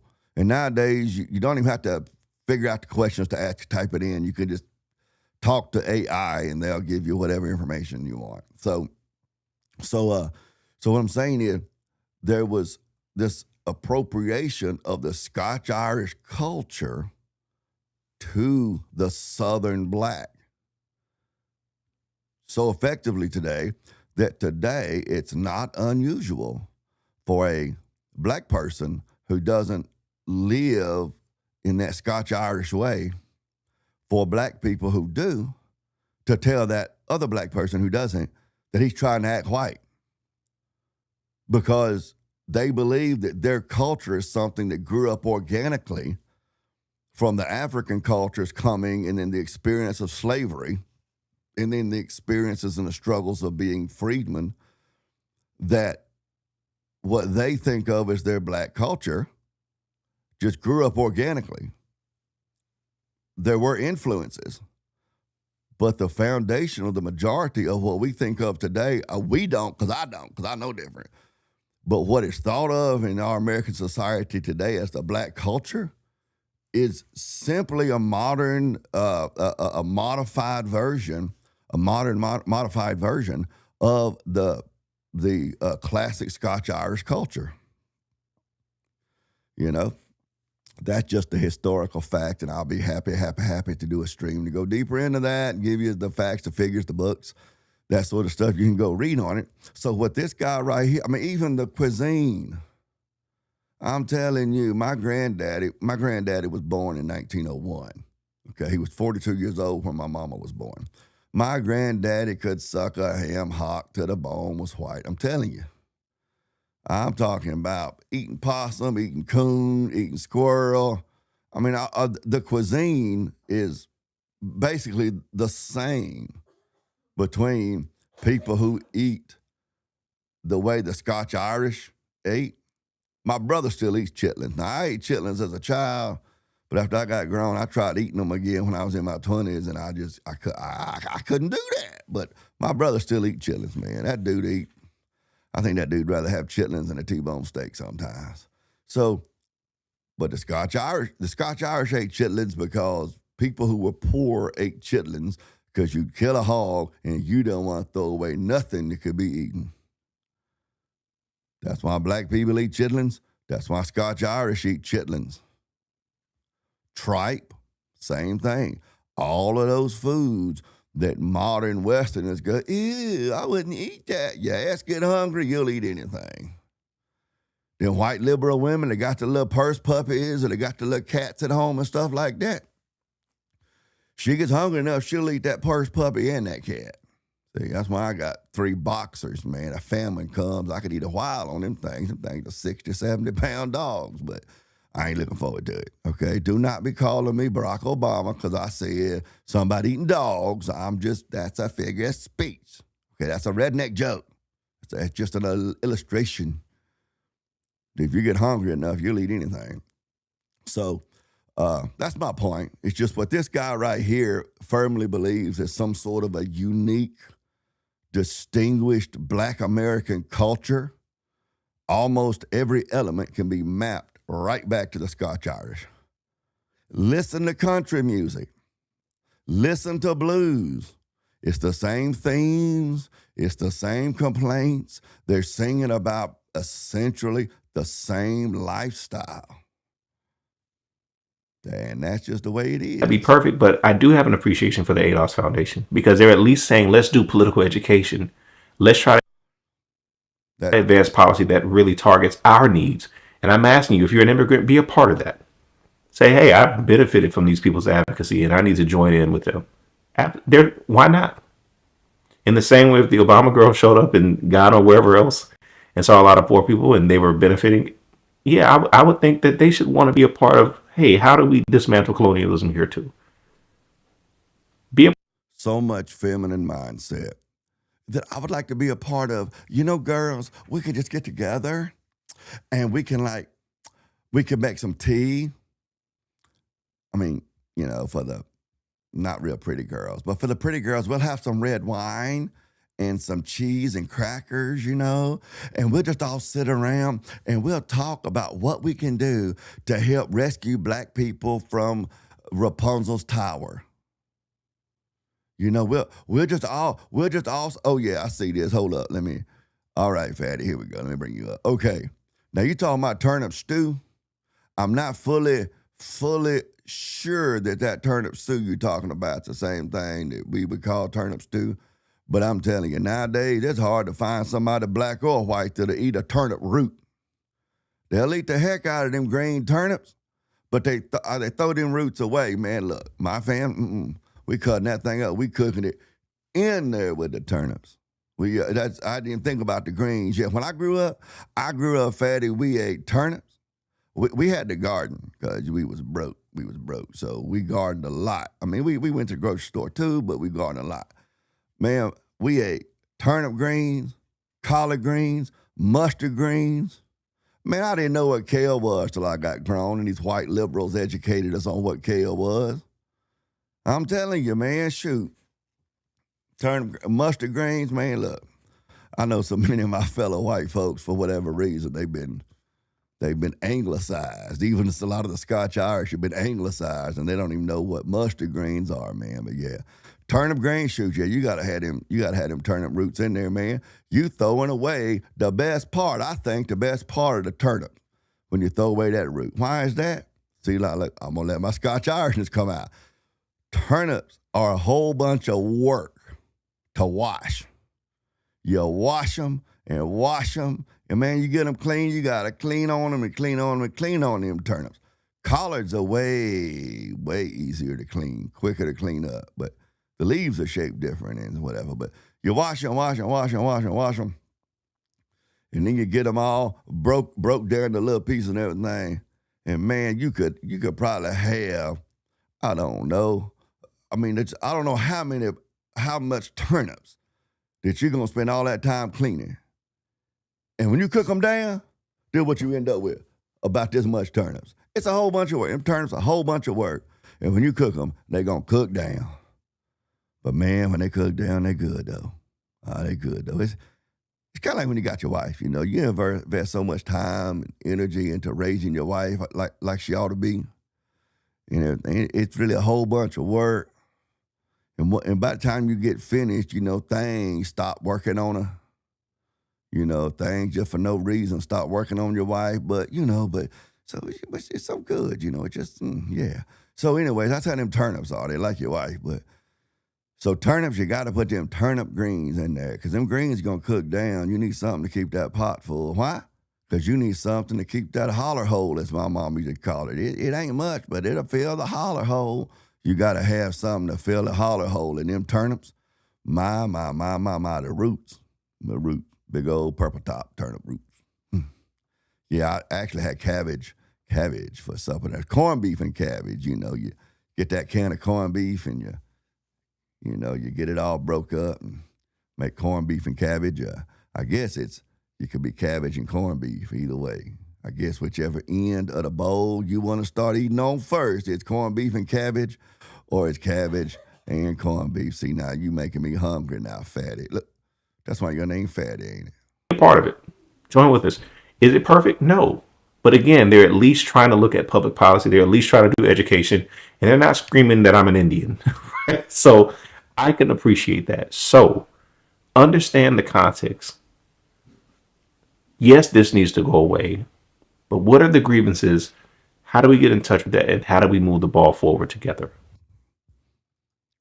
Yeah, how do we get together, ladies, and we'll have us some cheese and some crackers and some wine, and we'll just talk about how bad it is.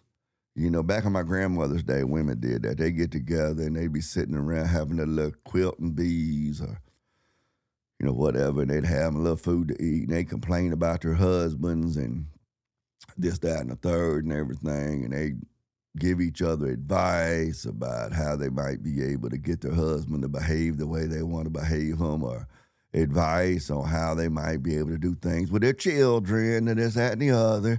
And that's what this guy's talking about doing. He's inviting the black immigrants. As I was saying a minute ago, why did the black immigrants come here? Look, y'all know it's true. Me and my wife, I'm going to tell you, we've been together 36 years. This coming April, it'll be 35 years we've been married. So, God dog, we're coming up on 37 years being together. Okay? We've had some rough times, some good times or whatever. But we've been together a long, long, long time. You see? But you know how it is dealing with women, even my woman, right? It's the difference in the male and the female mindset. And this is something in my head over almost 4 decades I've had to keep reminding myself, because if I don't, I get pissed off, you know, and it's just what happens, you know. But y'all know how it is when you go to talk to someone with a feminine mind.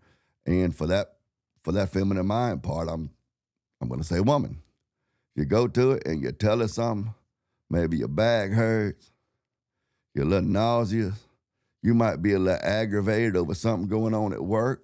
For those of you who have real jobs, I don't, but for those of you who do, you might say, you know, I had this problem at work. This guy at work, such and such and such and such. I'm kind of pissed off. What's that woman going to do, fellas?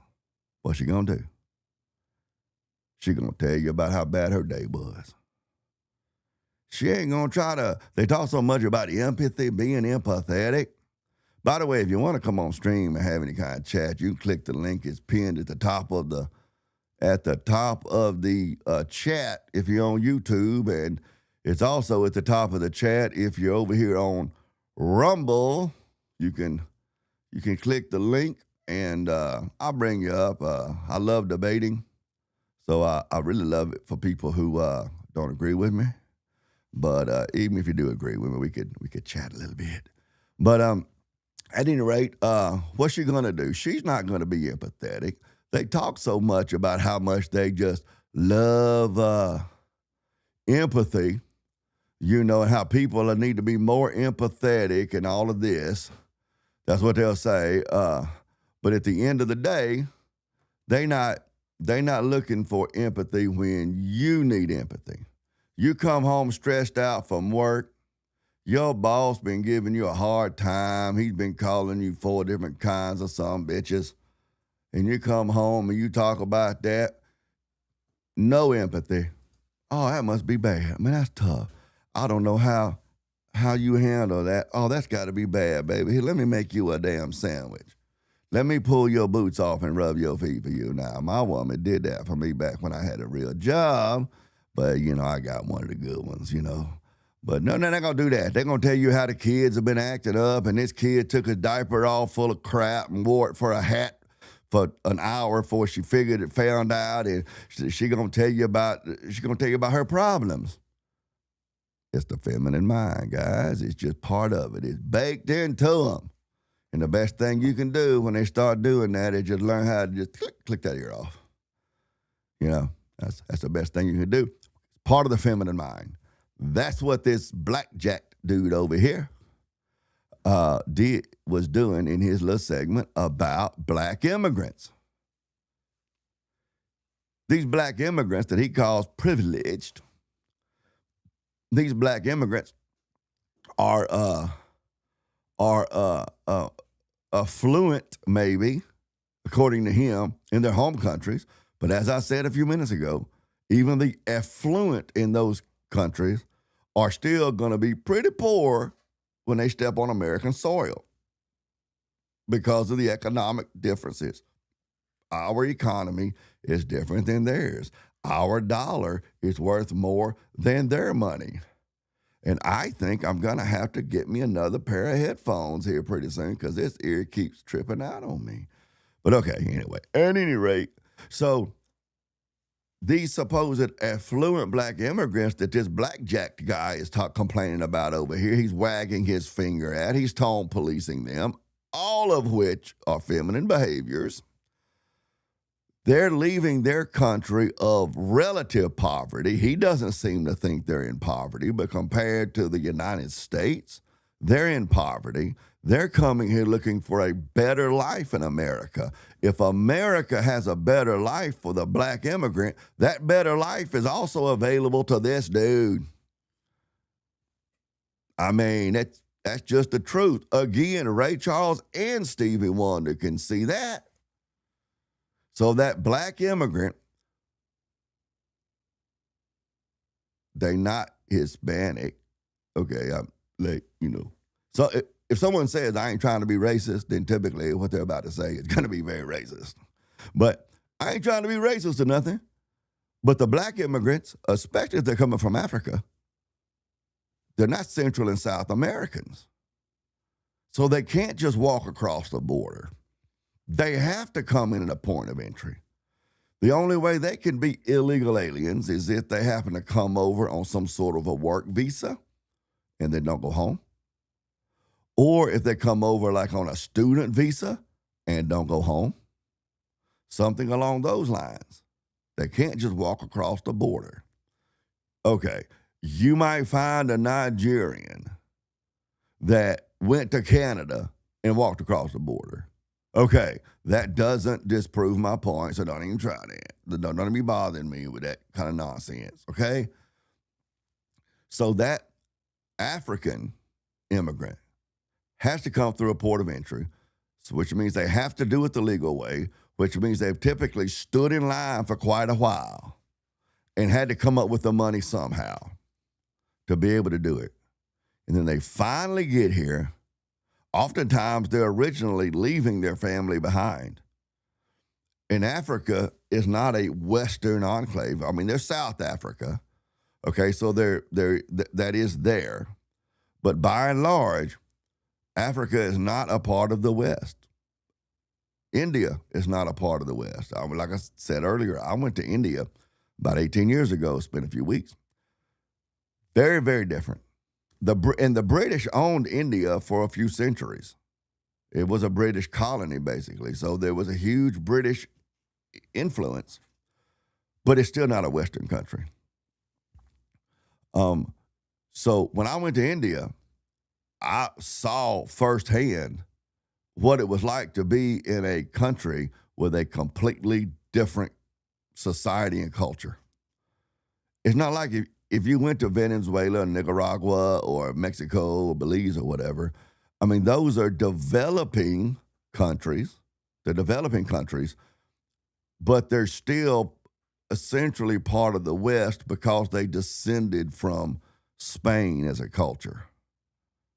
For the most part. I mean, there's, the Portuguese had, Brazil, but you get my point. France had some of those, like, Jamaica, in that, Haiti as well. So, but for the most part, they descended from Western countries. So they're part of the developing world, but they still have essentially a Western legal system and cultural system. You go to India, not the case. You go to most all African countries, completely different culture. So those African immigrants are coming to a completely foreign culture, a completely alien culture when they come to America. But why are they doing it? Because they're looking for a better life. They're looking for less suffering like they have in their home countries. But what does Mrs. Blackjack over here decide to do? The black immigrant shows up. They say something about, they wanting to work hard to get a better life. What does he want them to do? Yeah, that's nice. That's nice that you had suffering over in Africa. But now that you're home, darling, now that you're home, sugar pie, let me tell you how bad my life is. I mean, I know the country you came from, your children had to dig through the garbage dump trying to look for food and stuff. And some of your children over there are going to die at a very early age because they're being worked as children digging up lithium for the tech giants here in America and everything. I know that. But, we don't have as good a job opportunity here as we think we deserve. So I need you, Mr. Black African, to forget all about the reasons that you came to the United States of America to make a better life for you so that you could then bring some of your family over. I need you to forget all about those plans you have. And now that you're here, because we're the same color, I'm entitled to you helping me move up in American society. Which sounds an awful lot like people a century or so ago who thought that the African immigrants were there to help them pick their cotton or build the White House, doesn't it? Isn't it funny how mindsets will sneak into you like that? But at any rate, I just find that funny that he thinks the black immigrants owe it to him.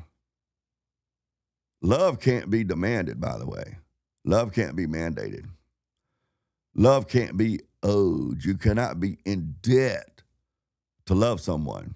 What that guy's demanding the black Africans do is somehow or another show him some kind of love by helping him and his fellow black Americans, who again are considered wealthy compared to global blacks.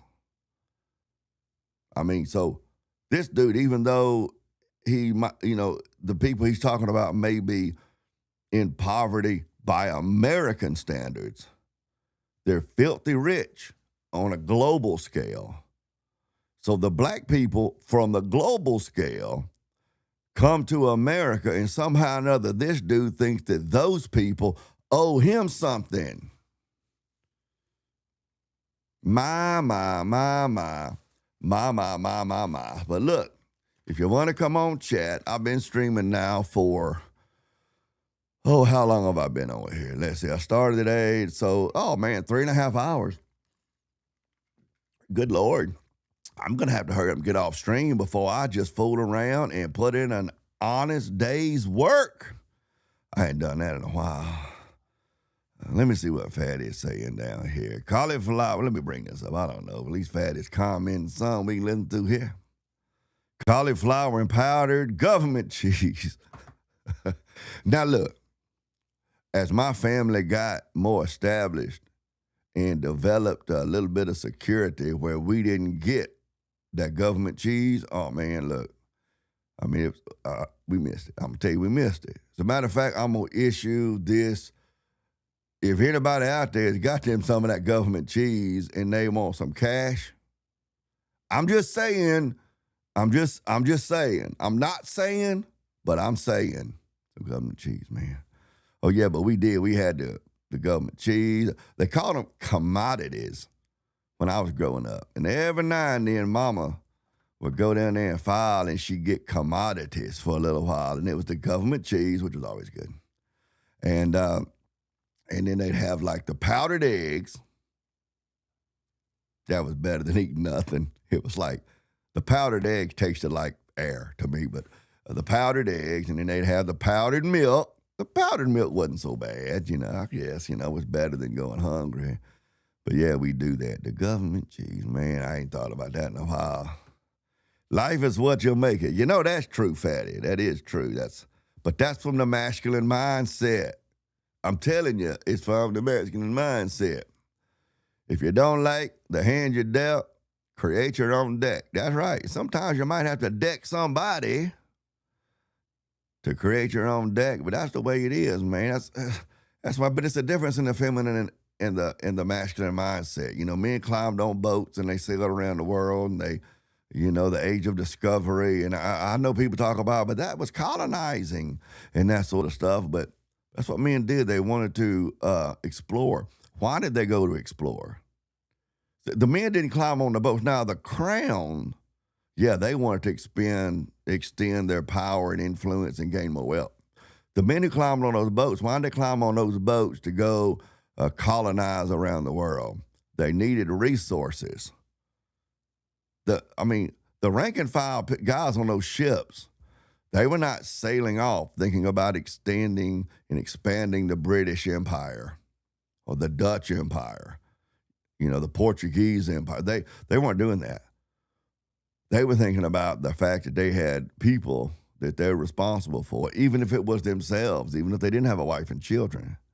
But they needed food, and they knew they could get on those ships and they could go establish colonies in the New World, and that there were abundant resources, and they were hoping to be able to feed themselves and possibly, if they didn't already have a family, be able to start a family there eventually so that they could have children of whom they would pass on a legacy to.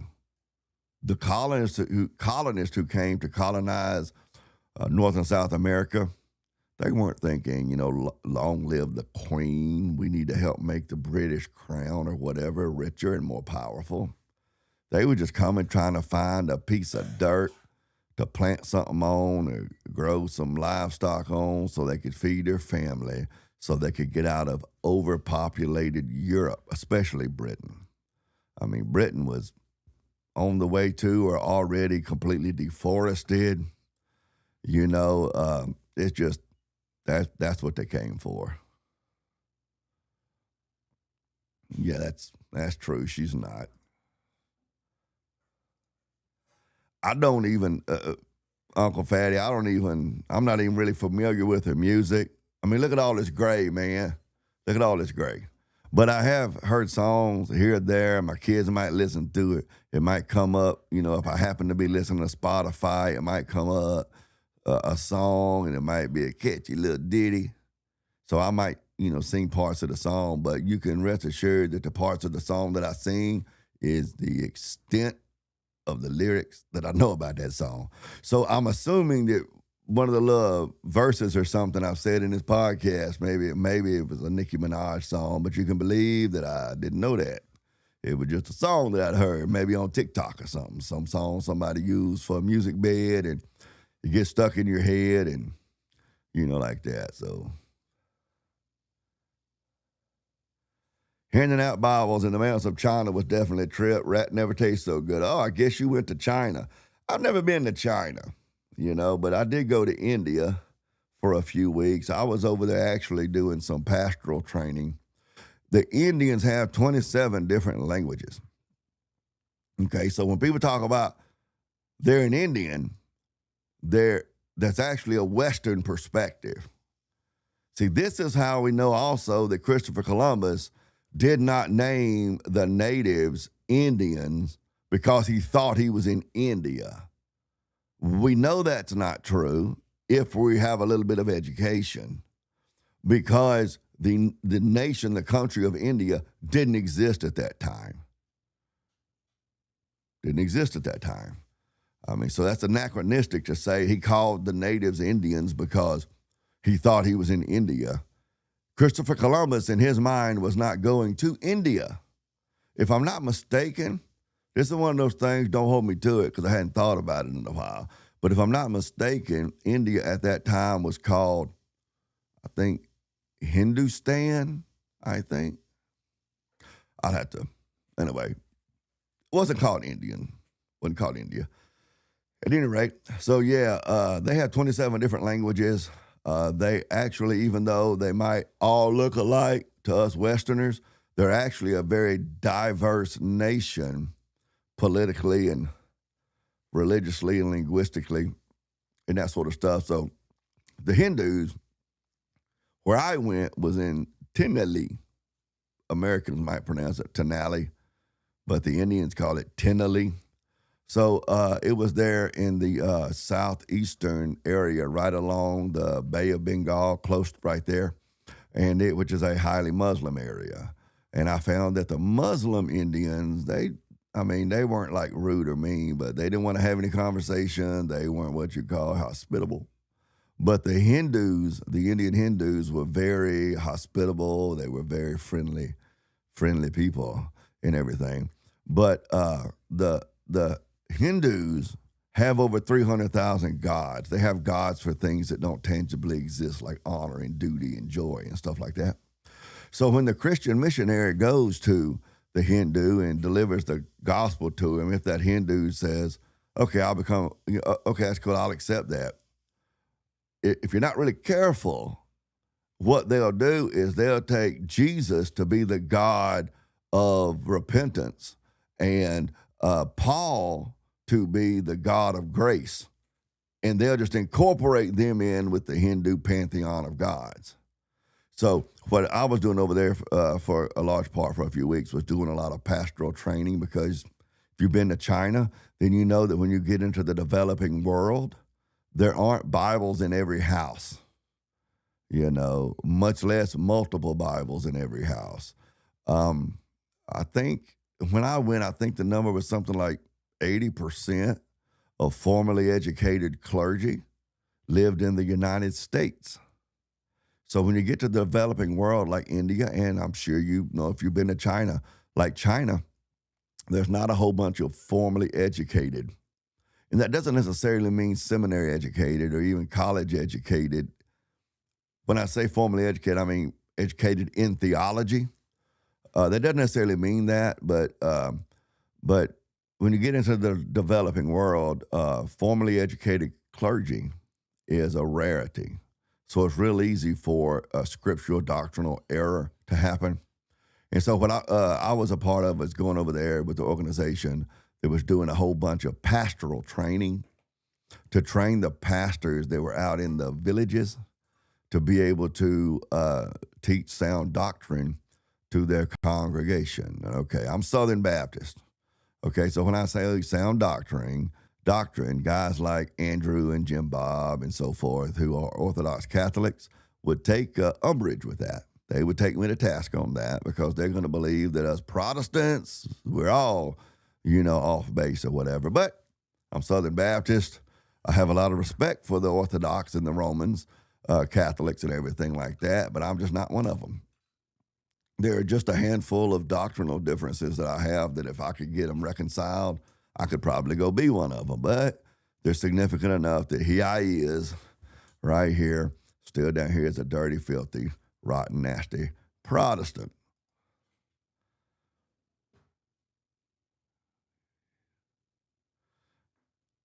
It would be great if all of that came up in Restream to see what you're actually saying there. But let me scroll on back here and see. I can jump over here to the YouTube interface and, yeah, I see. Oh, yeah. I got you, man. I got you. All right. Well, I'm not having anybody come up, and I've been on now for, let me see. I'm a public school student. I came on at 8 o'clock. It's 11:30 local times at 3.5 hours. Man. If I stay on a half hour, that'd be 4 hours. That'd be like having a part-time job. Who wants to have a part-time job? But anyway, ain't nobody coming up to say hello, talk to me, and keep my mind occupied, or nothing like that. So I'm going to go ahead and close the stream down. Thanks for popping in. Thanks for listening to me babbling. Thanks for actually commenting on my comment stream here on my second live stream ever. My first live stream was, what was it, last night? Was it last night or night before? When me and Tiger, and night before last, the last night. I'm telling you, it's like we one person, leave and cleave. We like one person and everything. Yeah, so it was the night before last. I had a little test stream of making sure that I felt comfortable with the software and my roadcaster and all that sort of stuff. And I'm still a little clunky on it, but I am a high-tech redneck, Redneque. I spell that with a Q-U-E because I'm a little refined, but not too refined. I'm not too refined. And I don't know if Larry Stewart's still in here. Again, that's his government name. But what we all call him is Bubba Stewart. And he lives up to the name, believe me. I'm going to try to get that redneck fool on here pretty soon. He'll be pretty doggone entertaining. I think I got my brother talked into coming on stream too. Now, he's my straight man. I don't mean like sexual orientation. I mean like in my comedy. There wasn't a whole bunch funny about this video right here, so you didn't get to see that I am, in fact, a comedic genius. But get my brother on stream now. Me and him are pretty funny when we're together. I think we're pretty funny together because I'm funny and I bounce my jokes off of him as the straight man. I can foresee me and his name is Justin, but he calls himself Lollipop. In my phone, I have him in as fat-ass bus driver, so I don't know if he gonna come on stream as Justin Lollipop, fat-ass bus driver, or something different. But I'm going to try to get him on stream because I could see me and my brother being like a very white Scotch-Irish version of the Hodge twins. Wouldn't that be funny?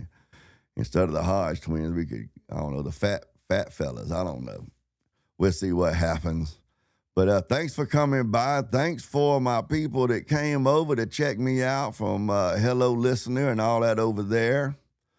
Sorry I didn't have my raid set up. I'm going to have to take them directions. I saw where somebody up here, they were nice enough to comment up. Let's see, here in the chat. Let me get over here. Let me see, where was it up here?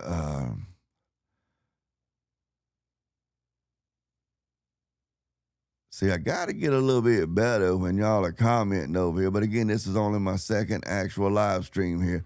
I got to get a little bit better following the live chat over here. But I'm going to get there. Y'all hang in there with me. And somebody up here commented the directions to get set up to receive raids. I'm going to take care of that as soon as I get off stream here. Make sure I get that set up. But I do appreciate the thought. Just put it in the most feminine way I can. Sometimes it's true. Now, when you hear me talking about the feminine mindset, don't misunderstand me that I'm saying there's something always inherently wrong about the feminine mindset. Sometimes the feminine mindset can be a good thing. But you know, and this is one of those cases. So I'm going to speak it from the feminine side of my mind. It is a thought that counts. So I do appreciate the offer on the raid, and I'm going to have that set up pretty soon. Y'all be sure and like the stream. If you will, share it, subscribe to the channel. Let's get this going. I'm Dane. I don't have an outro. I'm Dane. Deidre calls me Big Daddy. I guess you can.